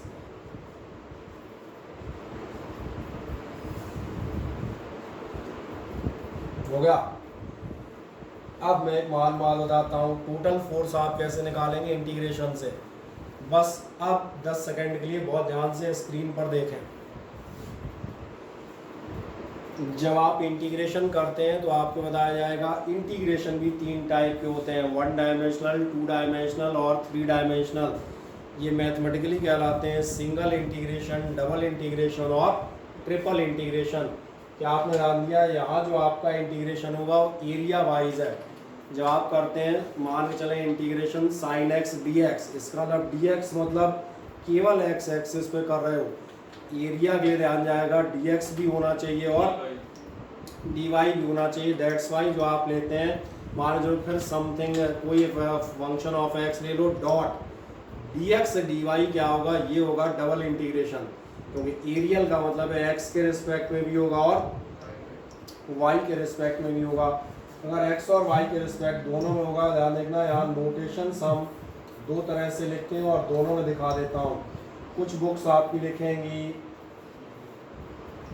ये पढ़ा जाता है सुपरफिशियल इंटीग्रेशन। इसका मतलब है कि आप इंटीग्रेशन कहाँ कर रहे हैं, आप कर रहे हैं सरफेस पर, और आपका ध्यान जाएगा, यहाँ हमने चेंज नहीं किया, ये हमारा हो जाएगा सिग्मा ds। ये तो वही वैल्यू है, ध्यान जा रही होगी।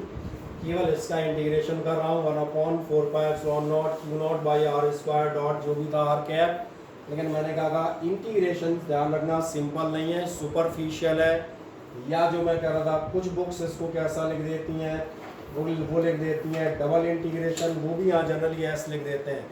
डबल का मतलब ये है कि आप कैसा है एक्स और वाई दोनों में है, चाहे डबल इंटीग्रेशन पढ़ लो चाहे सुपरफिशियल इंटीग्रल पढ़ लो, वैल्यू वही रहेगी, वैल्यू नहीं बदलेगी, वो तो वही है। केवल मैंने नोटेशन दिखा दी है ताकि आप अलग बुक या अलग पेपर देख के हड़बड़ा नहीं जाए ये क्या है। चलो इसको ऐसे ही लिख देता हूँ, सिग्मा ds और डॉट में क्या था Q0 और अपॉन था आर स्क्वायर डॉट था आर कैप। आपका ध्यान जाएगा केवल एक मॉडिफिकेशन होगा, और वो मॉडिफिकेशन क्या होना है, लैम्डा में होना है, शायद dl में होना है ना, और तो कहीं नहीं होना। बाकी इंटीग्रेशन एक डबल कर देंगे हम। तो कहाँ जाओगे, फिर से देखो 1/4πε0 बाहर, सिग्मा बाहर,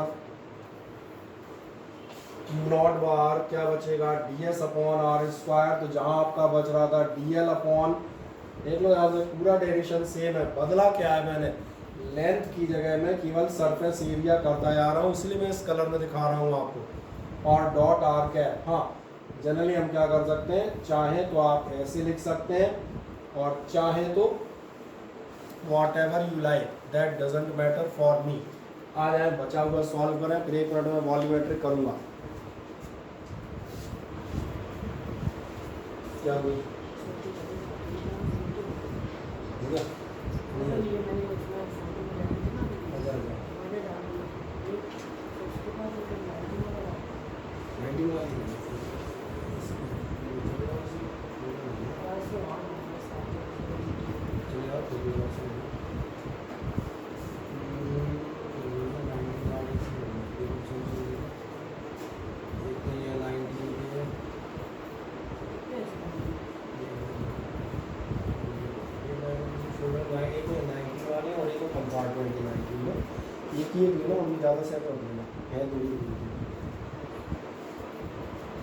चले कर दिया आपने इतना कंप्लीट। आप वापस एक लास्ट प्रयास और करेंगे, आखिरी बार आपको दिमाग मिल जाए, लाल नीले से अपन हरे पे हो जाते हैं, ठीक है। तो अपन क्या करें, अगला आप डाल दीजिएगा वॉल्यूमेट्रिक चार्ज डिस्ट्रीब्यूशन। ये सभी का कंप्लीट हो गया बच्चों, आप लोगों का हो गया? Yes sir. ठीक है, तो लास्ट फॉर्मेलिटी एक बार और, तीसरी बार मैंने कहा फुल एंड फाइनल, कि अब आपको टॉपिक घर में उठाना नहीं पड़ा, तो आप सीधे टेस्ट वेस्ट में जाने देने। तीसरा आप लिख दिएगा वॉल्यूमेट्रिक चार्ज डिस्ट्रीब्यूशन, और इसलिए मैं इसी को पकड़े हुए मैं इसके आगे बदलूंगा ही नहीं, कि इसको पकड़ लो तो सारे मिल जाएंगे। वॉल्यूमेट्रिक चार्ज डिस्ट्रीब्यूशन में आप जाएंगे तो वॉल्यूमेट्रिक चार्ज डिस्ट्रीब्यूशन क्या होगा, अब आएगा charge distributed in a volume. तो लिख दो charge distributed in a solid और volume, charge distributed in a solid और वॉल्यूम।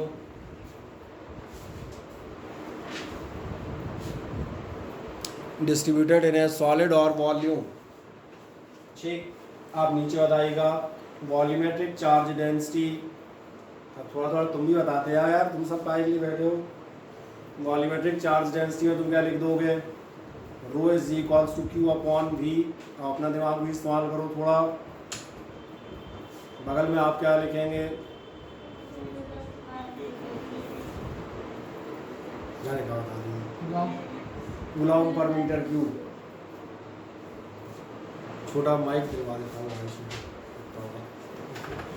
क्या हो गया कूलॉम पर मीटर क्यूब। अब एक लास्ट जाएगा, इसके बाद क्या करना ध्यान जा रहा है, ये वाला फॉर्मेट लेंगे, इस फॉर्मेट में आप काम आगेंगे, इसमें आप आगेंगे नीचे बताएगा, और इसको अपने लिखना है रो से, तो अपन लिख सकते हैं D Q upon D V, बस बढ़िया बता दें, rho is equal to D Q upon D V बता दिया। अब अगली लाइन चले जाएँ भाई, नेक्स्ट लाइन क्या होती थी, फोर्स वाली, लिख दो फोर्स वाला, क्या लिख दोगे वही होगा, force on a charge, test charge Q naught, ऐसा कुछ लिखा होगा, सही है ना। आ जाओ, इस कैलकुलेशन को एक बार और आपके सामने कर देते हैं, फुर्ती से कोशिश करें अब मैं रुकूंगा नहीं, तो आप मेरे साथ ही करते जाइएगा, ठीक है। गंदा वाला हरा वाला कलर मैं लेता हूँ।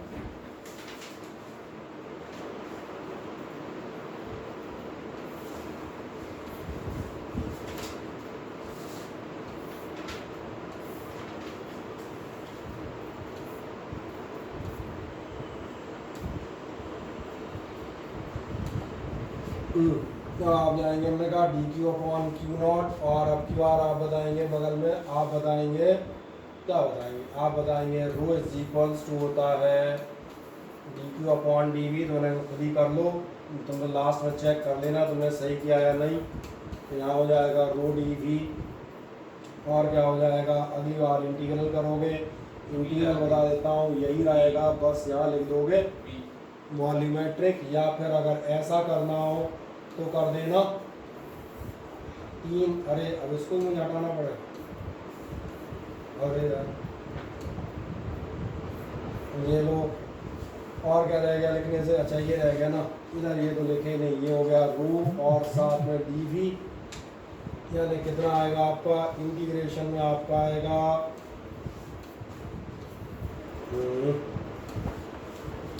रो, और ये हो जाएंगे रो डी वी, और फाइनल रिजल्ट इसलिए आपको जो मिलेगा उसमें आपके बाहर हो जाएंगे, रो बाहर हो जाएंगे, इंटीग्रेशन में डी वी बाहर हो जाएंगे। कोई बात गड़बड़ रह गई हो तो चेक कर लेना, ठीक है ना। हो गया सभी का, किसी को कोई समस्या आई? मुझे लगता आनी चाहिए, केवल मैंने यार लेटर ही बदला है, लैम्डा की जगह वो सिग्मा कर दिया था, सिग्मा की जगह मैं रो करता जा रहा हूँ, और बस जिसका जो है डी एल या डी या वो डी एस या डी वी ये करता जा रहा हूँ, दैट्स ऑल। तो आई होप सो ये आपका हो जाना चाहिए, ठीक है। तो इसका मतलब आपको ये मिल जाएंगे लैम्डा, ये आपको हो जाएंगे क्यू वाई एस, ये आपको रो डी वी वाला मामला है, ये मिल गया होगा, है ना। अब अपन जाएंगे इनकी वजह से इलेक्ट्रिक फील्ड, तो छोटे से हेडिंग और डाल दें, एक लाइन मार दें, आपका काम चार्ज डिस्ट्रीब्यूशन खत्म हो गया।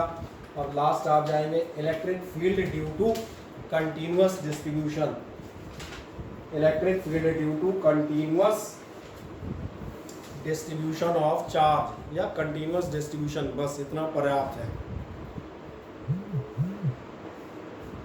Electric field due to continuous distribution,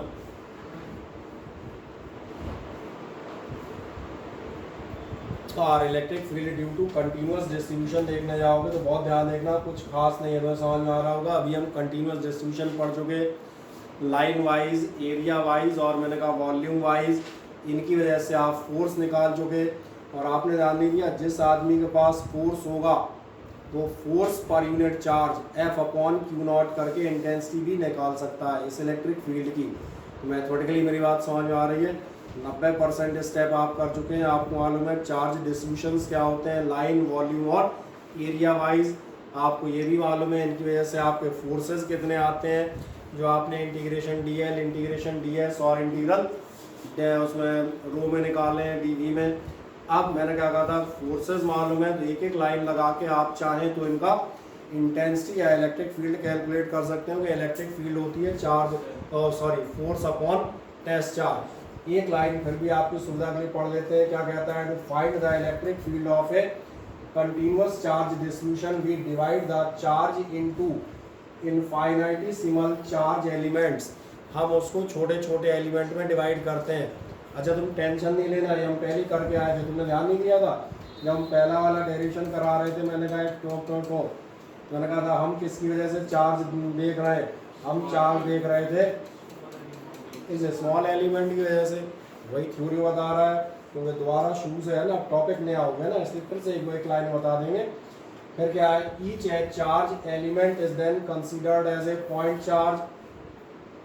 इस को आप कैसा कंसीडर करते हो, पॉइंट चार्ज की तरह। प्रूफ मैं भी डाल देता हूँ, क्योंकि आपने यहाँ क्या लिखा था, आपने कौन सा फॉर्मूला इस्तेमाल किया था, 1/4 पाई एप्सिलॉन नॉट Q1।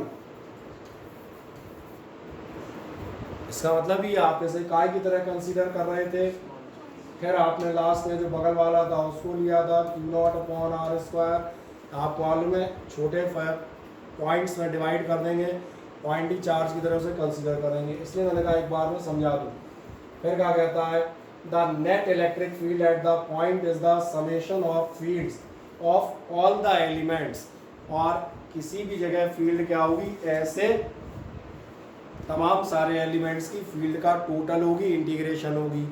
ये भी वही कंसेप्ट है जो आप कहते हैं यहाँ पर टोटल फोर्स कितना होगा, मैंने कहा था इन सब के फोर्सेस का समेशन, और एक्चुअली समेशन नहीं, मोर accurately integration, because integration is the summation, you know it well.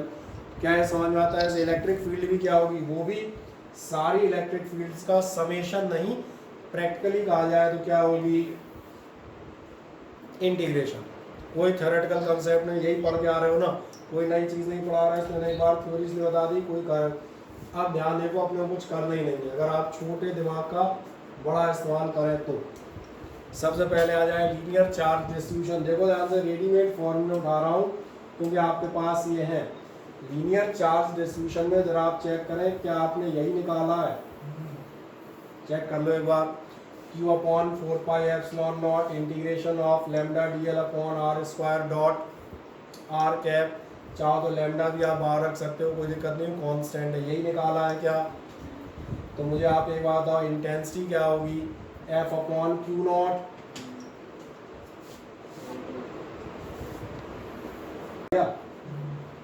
इसने लगा था, तुम पहले निकाल तो लो, तभी तो मैंने निकलवा दिया कि अब तुम्हारे हाथ में है। अब तुम्हें यहाँ देखें चाहे नहीं देखें, तुम्हारे खुद के हाथ में मौजूद है, मैं क्या निकालना है। इंटेंसिटी क्या हो जाएगी, देख लो, E बराबर हो जाएगी F/Q0, तो बचेगा कितना, 1/4πε0 इंटीग्रेशन ऑफ दिस मच। तो एक काम करें, तीनों इंटेंसिटीज लिख दें, लिख पाएंगे। शुरुआत ऐसे करना, ये भी मैं बता देता हूँ, बस मैं एक तरीका लिखने बता देता हूँ, फुर्ती से ध्यान देखो। 2 मिनट का टाइम दे रहा हूँ, लिखिएगा, आलस मत करिएगा, कीजिएगा तो आप जानिए। सिंपल एक काम करेंगे, अब लिखेंगे नंबर वन आप लिखेंगे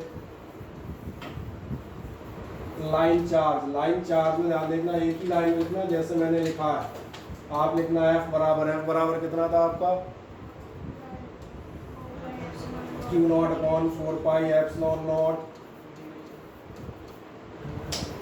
आपने लैम्डा बाहर निकाल रखी है, इंटीग्रेशन ऑफ dl/r², यही था, कुछ और नहीं था बस, और साथ में था r कैप।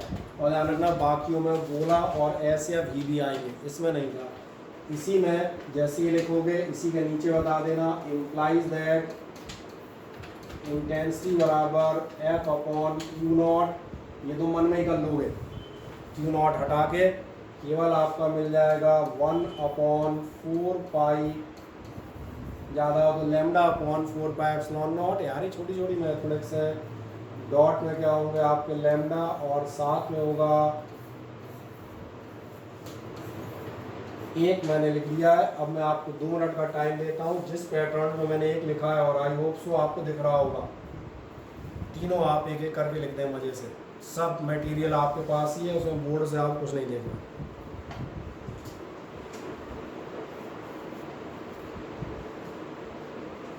तो मेरा अंदाज है आप लोग लिख ले जाएंगे, किसी को डाउट हो तो मैं पूछ लेंगे।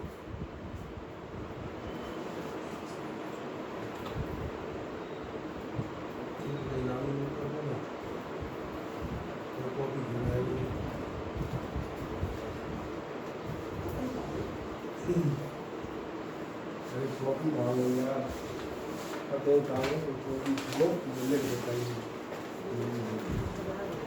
हाँ, वो वाले को लिया है, पता नहीं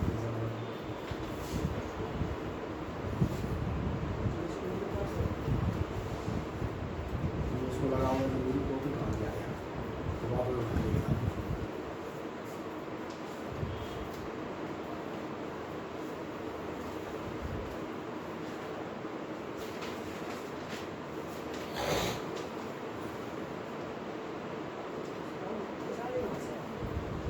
सब अपने लोग हैं, कहाँ से आ गए, नहीं कुछ खासी लोग चल रहा है।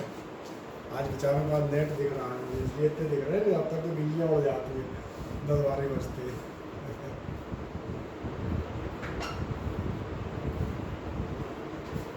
ये तो 2-3 और आए नहीं, लग रहा कौन नहीं आया, खुशी नहीं आई है ना। खुशी नहीं इसमें है, ऑनलाइन में नहीं होगी, नहीं दिख रही है ना। एक नम्रता शर्मा नहीं है, देखो वो एबसेंट है। एक आकांक्षा भदौरिया, चलो आकांक्षा तो है इसमें। आजकल सब पूरे मजे ले रहा है, एक दिन यहाँ आ जाते हैं, एक आध दिन घर में डले रहते हैं, काम करना है। हाँ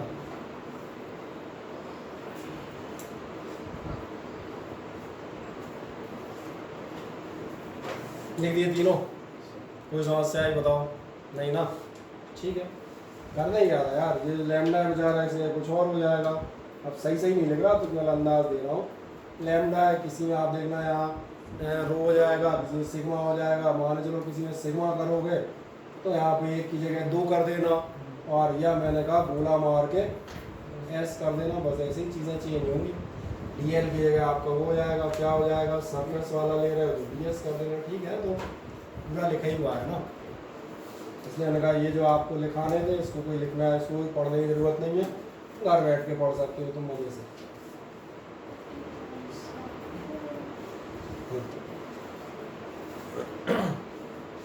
ऐसा पढ़ने में मज़ा आ रहा है कि नहीं आ रहा है? वापस उस पर पढ़ना है उस वाले पे। एक आध दिन अबाउट टर्न कर देंगे, एक आध क्लास उसमें मिलेंगे। हाँ चले, इलेक्ट्रिक लाइन्स ऑफ, चलो ये सबने लिख दिया वाल को, बताओ फुर्ती से लिख दिया? ठीक बढ़िया, तो मान चलेंगे आपने लिख दिया होगा। अब एक नेक्स्ट चर्चा करते हैं, इलेक्ट्रिक फील्ड लाइन्स या lines of force, ऑफनली called field lines also. Electric field line क्या होती है? एक्चुअली फील्ड लाइन हम बता दें, हम बना चुके, और फील्ड लाइन हम कहाँ बना चुके ये हम बताते हैं। फील्ड लाइन ध्यान देखना है कि ऐसी लाइन होती है जो आपको कहीं ना कहीं फोर्स के बारे में बता रही होती है। मैं एक एग्जांपल दे देता हूँ। हमने अभी जो है एक क्वेश्चन किया था, मान चलो एक ट्राइंगल है, इस पर आपका एक चार्ज ये रखा है, इस पर ये रखा है, इस पर रखा, तुम्हारा ध्यान में आता है तुमने इस क्वेश्चन में काम किया था, तुमने कहा था इस चार्ज पे एक फोर्स इधर लगेगा और एक फोर्स इधर लगेगा। भैया ये क्या बनाया था मुझे बताओ, ये क्या है? तुमने कहा था एक फोर्स ये लगेगा और तुमने कहा था एक फोर्स ये लगेगा, तो मेरा पूछना है ये झंडा सा क्या है? यही तो लाइन ऑफ फोर्स है। अभी तुमने ध्यान नहीं दिया, यही लाइन ऑफ फोर्स है। एक ऐसा कर्व, कर्व इसलिए कह रहा हूँ क्योंकि यहाँ पर स्ट्रेट लाइन थी, कई जगह कर्व भी हो सकती है। तो चूँकि हम फिजिक्स में, मैथमेटिक्स में तो हम सारे एस्पेक्ट्स कवर करते हुए जाएंगे, जितनी पॉसिबिलिटीज़ हैं किसी भी इलेक्ट्रिक फील्ड में। एक ऐसा कर्व या ऐसी स्ट्रेट लाइन जो आपको क्या बताएगी, direction of the electric field या इलेक्ट्रिक फोर्स बता रही होगी, वो आपके लिए इलेक्ट्रिक फील्ड लाइन कहलाएगी। और इसमें मैंने पूछा ये तुम ऑलरेडी बना चुके हो, नहीं तो मैं तुमसे यही पूछूंगा ये तुमने बनाया क्या था आखिरकार?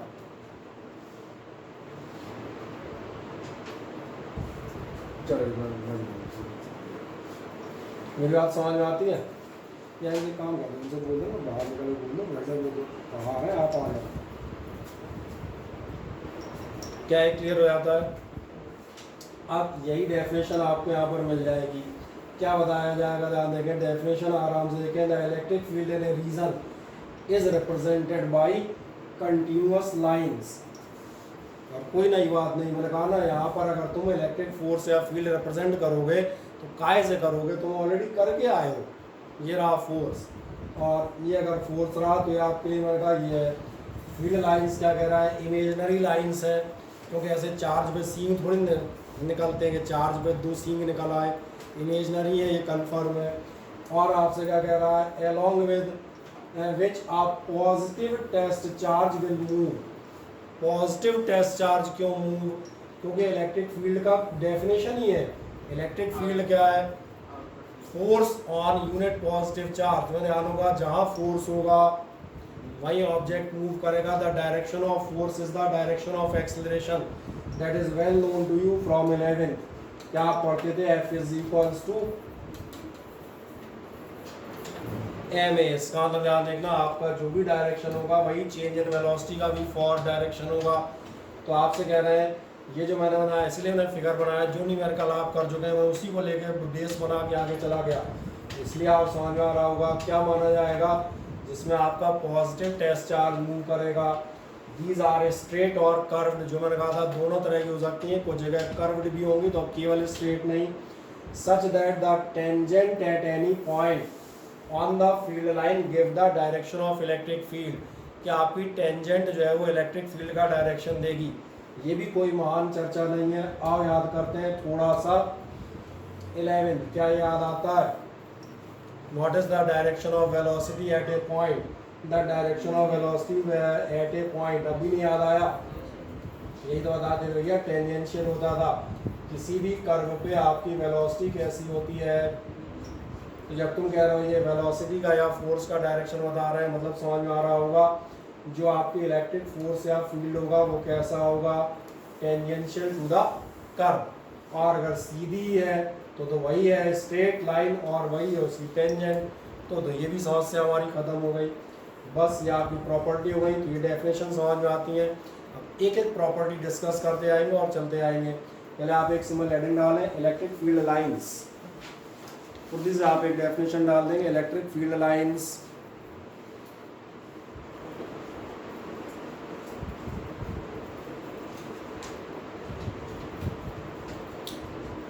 सो आप बता दीजिएगा एन इमेजनरी लाइन। सो आप बता देंगे an imaginary line along which an imaginary line along which a positive test charge will move. Imaginary line along which a positive test charge will move if left free.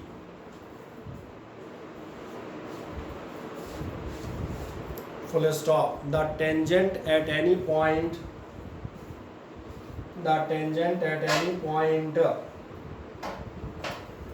gives the direction of electric field.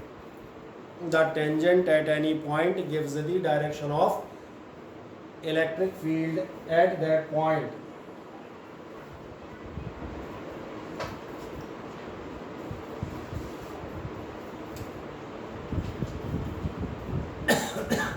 आप दो तीन छोटी छोटी बातें याद दिलाते हैं, देखें ध्यान से, और इन पे भी जाओगे तो मैंने कहा था सब चीज़ें आपको मालूम है।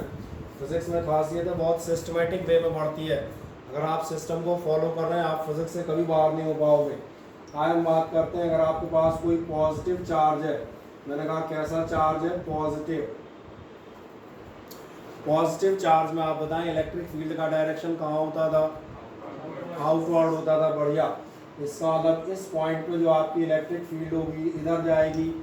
अगर इस पॉइंट पे देखोगे तो आउटवर्ड इधर जाएगी, इस पॉइंट पर इधर जाएगी, इस पॉइंट पर इधर जाएगी, and so on. So on का मतलब भी मैं दो और बना देता हूँ। तो ध्यान देखना, पॉजिटिव चार्ज की इलेक्ट्रिक फील्ड नजर आ रही होगी, कैसी है, इसको हम लिख देंगे रेडियली आउटवर्ड। पॉजिटिव चार्ज के लिए आपकी लाइनें देख लें ध्यान से, कैसी दिख रही हैं, रेडियस सरीखी दिख रही हैं, और रेडियस सरीखी भी कहाँ जा रही हैं, आउटवर्ड्स। कोई डाउट? जो आप पढ़े थे मैं वहीं से चल रहा हूँ, नया कुछ नहीं बताऊंगा। नेक्स्ट आप जाएंगे नेगेटिव चार्ज। नेगेटिव चार्ज में आप जाएंगे, बोलो हम क्लास में बोलिए, नेगेटिव चार्ज में जाओगे, या आपका नेगेटिव चार्ज। नेगेटिव चार्ज में आप जाएंगे तो अब की बार आपकी लाइंस ऑफ फील्ड कैसी आनी चाहिए, सॉरी फील्ड कैसी आती थी, इनवर्ड। इसका मतलब आप देखेंगे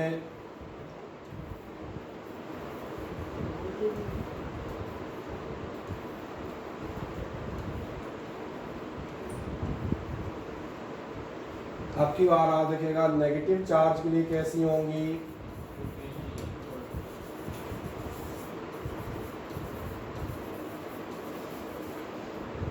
अब समस्या कहाँ फंसेगी, जहाँ आपके पास होगा डाइपोल। डाइपोल का मतलब एक पॉजिटिव और एक आपका नेगेटिव। इसमें भी कोई समस्या नहीं भैया, लाइंस पॉजिटिव से अवे जाएंगी एंड टुवर्ड्स द नेगेटिव हो जाएंगी तो टर्न हो जाएंगी, और टर्न हो जाएंगी तो आप देखना इस टाइप से ये क्लोज कर्व या लूप बनाएंगे। इसको मैंने कहा तुम घर पे तसल्ली से एक बार फिगर बना के इसको तुम्हें आराम से बना के देखना पड़ेगा। ये तो तुम जो केकड़ा बनाओगे बाल वाला तो बाजार में बिकेगा नहीं, समझ आ गएगा। इसलिए इनका फिगर आप घर पे बनाइएगा मज़े से बैठ के। ये पहले बता दिया खतरा, केवल आप एक काम कर दें, नीचे लिख दें नंबर 1। नंबर 1 आप लिख दीजिएगा फील्ड लाइन पे, यही लिख दो पॉजिटिव चार्ज, सीधा एक शॉर्ट में लिख देते हैं नंबर 1 या नंबर ए डाल दो, चाहे जो डाल दो, पॉजिटिव चार्ज नेगेटिव चार्ज, और बता देता हूँ डाइपोल।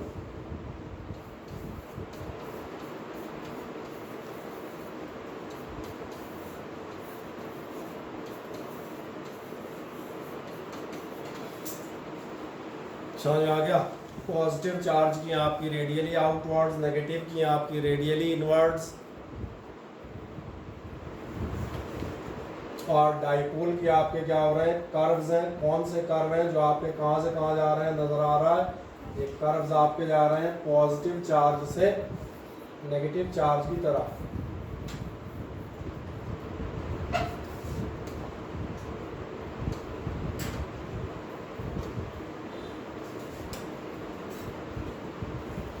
तीनों मार्क कर दीजिए। फिगर मैंने कहा एक बार घर पे बनाने की प्रैक्टिस करेंगे, उसका कुछ नहीं कर सकते। अब एक लास्ट चीज और दिखा देते हैं, ना देखना, ये कई बार आता है। 2 लाइक चार्जेस के लिए आप दिखाएं, 2 लाइक चार्जेस, या तो सेट ऑफ 2 पॉजिटिव चार्जेस आपके पेपर में आता है कई बार, या सेट ऑफ नेगेटिव चार्जेस आता है। कोई अंतर नहीं, केवल एरो का डायरेक्शन बदलेंगे, दैट्स ऑल। जैसे इस समय आपको पॉजिटिव चार्ज दिखाए गए, बहुत ध्यान से देखो, ये आपके 2 पॉजिटिव चार्ज हैं, और बहुत ध्यान से मेरी बात देखना, दोनों पॉजिटिव चार्ज हैं, इनकी लाइंस एक दूसरे से रिपेल होंगी। नहीं आ रहा समझ में? क्यों? दोनों लाइक है ना, इसलिए इनकी लाइन ध्यान देखना कैसी जाएंगी।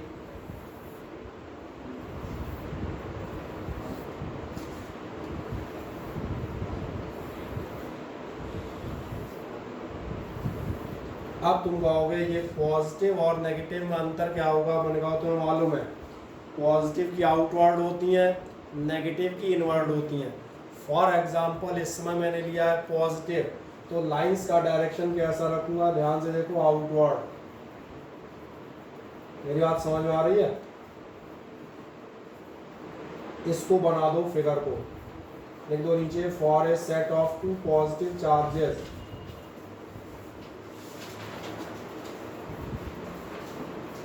for a set of 2 positive charges। और ये फिगर मुझे लग रहा है सामने मोबाइल स्क्रीन पे भी आपको सही नज़र आना चाहिए, नहीं नज़र आए तो बताना, मैं उसको दोबारा बनाऊंगा।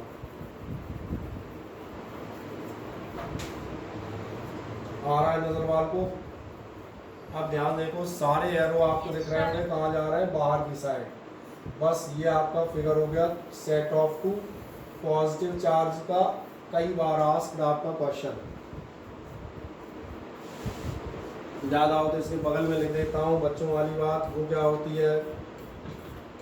अच्छा, किसी को बाकी कुछ समझ में आए ना आए, जी अक्षर जरूर समझ में आते हैं मुझे, ये चाहे जितने छोटे लिख दो सही है, ये जरूर दिख जाते हैं।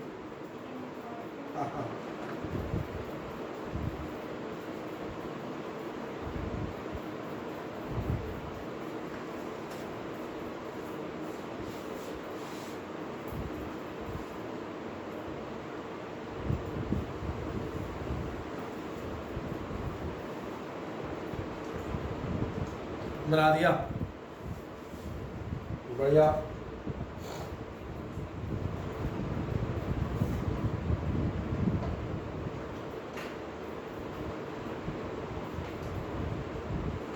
तो फिर मुझे एक छोटे से सवाल का जवाब दो, अगर ये मैं पॉजिटिव के बजाय नेगेटिव चार्ज रख दूं तो क्या होगा? यही रहेगा सेम, फिर भी कुछ अंतर तो आना चाहिए। सही कह रहे हैं, जो आपके एरोज हैं वो आपके चेंज हो जाएंगे, यानी आपको एरो कैसे करने पड़ेंगे, आपका एरो हो जाएगा इनवर्ट। तो क्या एक ही बार में मेरी बात समझ में आ जाती है? मैं एक ही बना रहा हूँ, सब नहीं बनाऊंगा। अगर by the way negative charge कर दोगे तो एरो कहाँ आने लगेंगे, ये आपके आने लगेंगे अंदर। तो अगर नेगेटिव आता है तो आप उसको सेल्फ कर लेंगे, कोई दिक्कत नहीं, क्योंकि वो हम पहले ही बता चुके हैं। ये प्रॉपर्टी क्लियर हो जाती है। आप कुछ और प्रॉपर्टीज देखते हैं, या आप पढ़ चुके हैं, comes out of positive charge and going to the negative charge, तो अभी 4 बार हम बता चुके हैं। नेक्स्ट आपको मालूम है tangent to the field line at any point gives the direction, या आप लिख चुके टेंजेंट डायरेक्शन देती हूँ, मैंने दिखाया भी था। कहाँ दिखाया था वो मैं यहाँ बता रहा था। टेंजेंट आपको क्या देगी, ये टेंजेंट जो आपकी बनी है, ये टेंजेंट आपको इस प्रकार का देगी इलेक्ट्रिक फील्ड का डायरेक्शन। तो ये भी प्रॉपर्टी आप समझ चुके हैं, no problem is there. Now the next property, third one, ये आपसे काफ़ी इंपॉर्टेंट प्रॉपर्टी है, कभी भी क्रॉस या इंटरसेक्ट नहीं करती। सवाल बनता है क्रॉस या इंटरसेक्ट क्यों नहीं करती, मैं आगे ही दिखा देता हूँ। इसका रीज़न ये है कि अगर आप ध्यान देखना, आपकी दो लाइनें अगर इंटरसेक्ट कर रही होंगी तो आपने ध्यान नहीं दिया, ये इलेक्ट्रिक फील्ड वेक्टर क्वांटिटी है। वेक्टर की डेफिनेशन होती है which have a magnitude and a specified definite mathematical direction. मैंने तो उस शब्द को बिल्कुल डिटेल डिस्क्राइब कर दिया। केवल डायरेक्शन नहीं होती, क्या कहता है, स्पेसिफाइड डेफिनेट मैथमेटिकल डायरेक्शन। यहाँ गड़बड़ हो जाएगी, यहाँ जो सही कह रहे हो बिल्कुल, आपका बिल्कुल जवाब सही है। अगर आप यहाँ जाएंगे तो आपको नजर आएगा एक डायरेक्शन यहाँ पे, एक टेंजेंट इधर भागेगी, दूसरी टेंजेंट इधर भागेगी। पॉसिबल ही नहीं है, या तो ये हटाओ या ये हटाओ, और कोई भी एक हटा दो। मैं तो कहता हूँ चलो मैं नीचे वाली हटा देता हूँ। इसका मतलब ध्यान देखना, अगर नीचे वाली हटाता हूँ तो इसका मतलब ये है कि इतना हिस्सा आपका नहीं होना चाहिए। तो इसलिए लाइंस मिल तो सकती हैं बट इंटरसेक्ट नहीं करेंगी। समझ में बात आ रही है? क्योंकि मिलने में कोई अभी आदमी आपत्ति उठा देता, वो अरे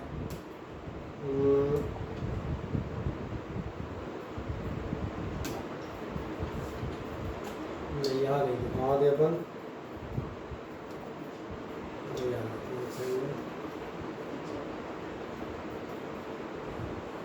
स्लाइड ही खो गई थी।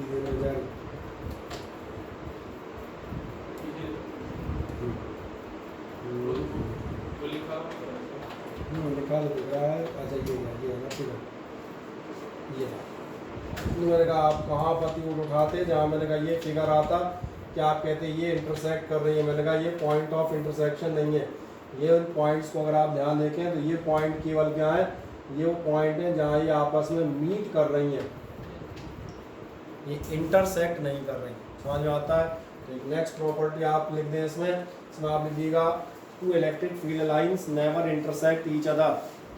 लिख दें ये प्रॉपर्टी आप लिख दें, two electric field lines never intersect each other. Electric field lines never intersect each other, otherwise never intersect each other, otherwise there will be two directions of electric field, otherwise there will be two directions of electric field at the same point,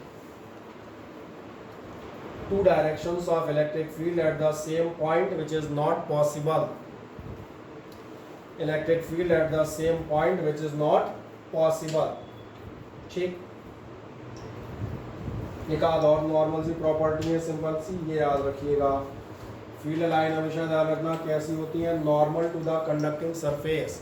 लिख दें next, ये लिख दिया था never intersect each other वाला पूरा। ठीक, next property आप लिख देंगे these are normal to conducting surface, these are normal to conducting surface. सामने से हम बता रहे हैं। ठीक, एक और प्रॉपर्टी है, इसको हम प्रूव करेंगे तब इस पर चर्चा करेंगे, तब याद दिलाऊंगा। लिख दीजिएगा do not exist inside a conductor, इसको मैं आपके लिए प्रूव करूंगा। डू नॉट एग्जिस्ट, अगला number, do not exist inside a conductor.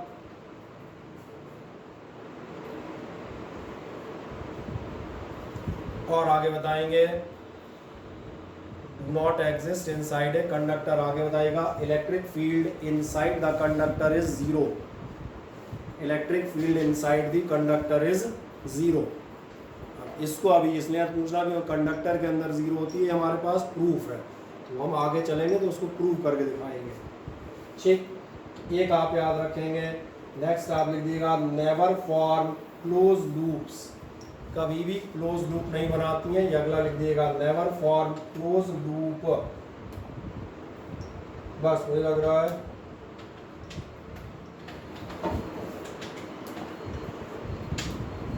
एक आप बताएंगे अगला नंबर, अगला नंबर आप बताइएगा द नंबर ऑफ लाइंस,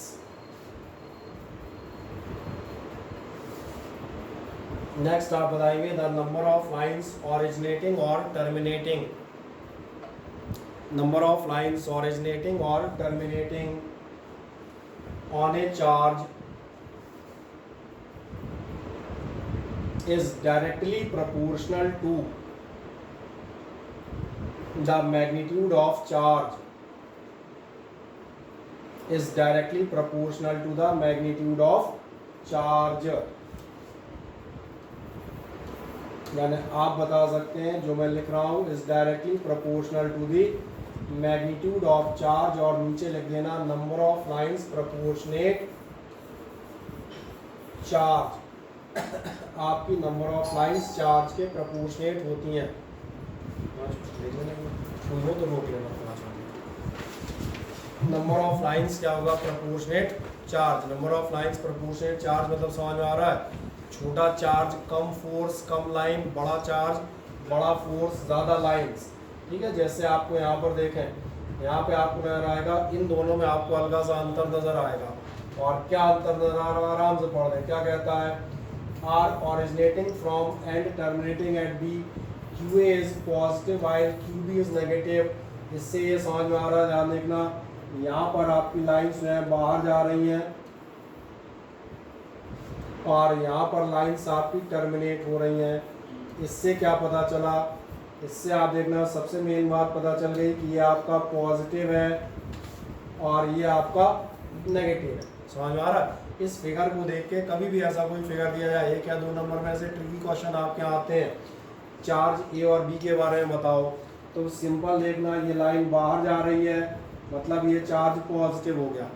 ये लाइन आप देखना कहाँ आ रही है? अंदर आ रही है, एरो बने होंगे, मतलब ये चार्ज नेगेटिव हो गया। तो ये दोनों चार्ज हमने पॉजिटिव नेगेटिव तो पहचान लिए। अब छोटा बड़ा पहचानो, ध्यान से देखो। छोटा बड़ा कैसे पहचानोगे? बड़े ध्यान से देखो। क्या तो ऐसा ध्यान जा रहा है, इससे जो लाइन्स और डेंसर है, क्लोज है ना, ज़्यादा लाइन निकलेंगी, और इससे निकलने वाली लाइन्स में गैप ज़्यादा है। जैसे सिंपल यहाँ पे एक फिगर बना दूँ, आपको अपने आप नजर आएगा।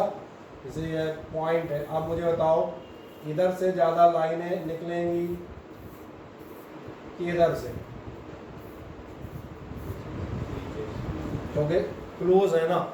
अपने आप ध्यान से फिगर को देखो, यहाँ पे नजर आएगा, और अपनी शीट में चेक कर लेना। यहाँ लाइंस क्लोज हैं, इसमें लाइंस कैसी हो रही हैं? गैप। तो जहाँ लाइन क्लोज है ज़्यादा लाइंस आएंगी, इसका मतलब ये वाला चार्ज कैसा है और ये वाला चार्ज कैसा है?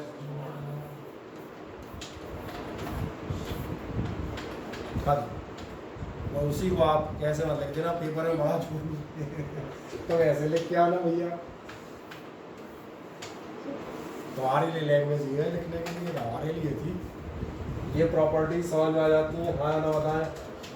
बस ठीक है, एक लास्ट प्रॉपर्टी और आप बता देता हूँ। अगर लाइंस आपकी जो अभी बता रहे थे डेंसर या रेयरर है, याद देखना, अगर डेंसर है, अभी डिस्कस कर रहा था, मतलब वहाँ फोर्स ज़्यादा है, यहाँ आपकी इलेक्ट्रिक फील्ड ज़्यादा होगी। जहाँ रेयरर हो रही हैं उन पॉइंट्स पर आपकी इलेक्ट्रिक फील्ड कम होगी। जैसे मान चलें ये यहाँ पॉइंट एक्स हो और यहाँ पॉइंट वाई हो, तो आप अपने आप डिसीजन ले सकते हैं कि ई एक्स, ये पॉइंट एक्स और ये पॉइंट वाई, और इस पॉइंट वाई यहाँ पर लाइंस रेयरर है, फील्ड कम हो जाएगी। लाइंस डेंसर हैं, पास पास हैं, ज़्यादा है, तमाम वर्ड्स हैं जो भी हैं। एक्स पॉइंट की फील्ड ज़्यादा होगी, वाई पॉइंट की कम होगी।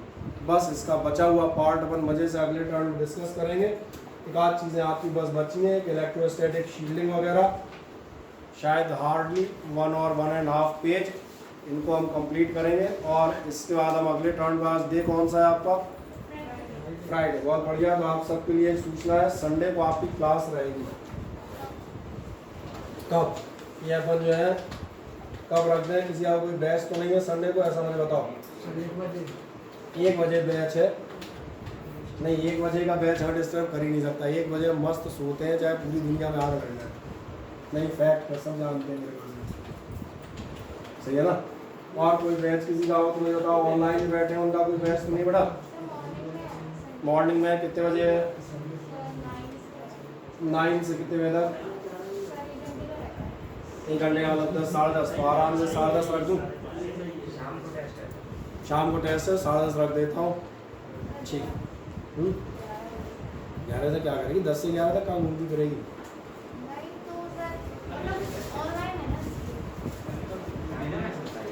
ये कर दिया जाएगा, 10 तक आ जाओगे आराम से, नहीं आ पाओ।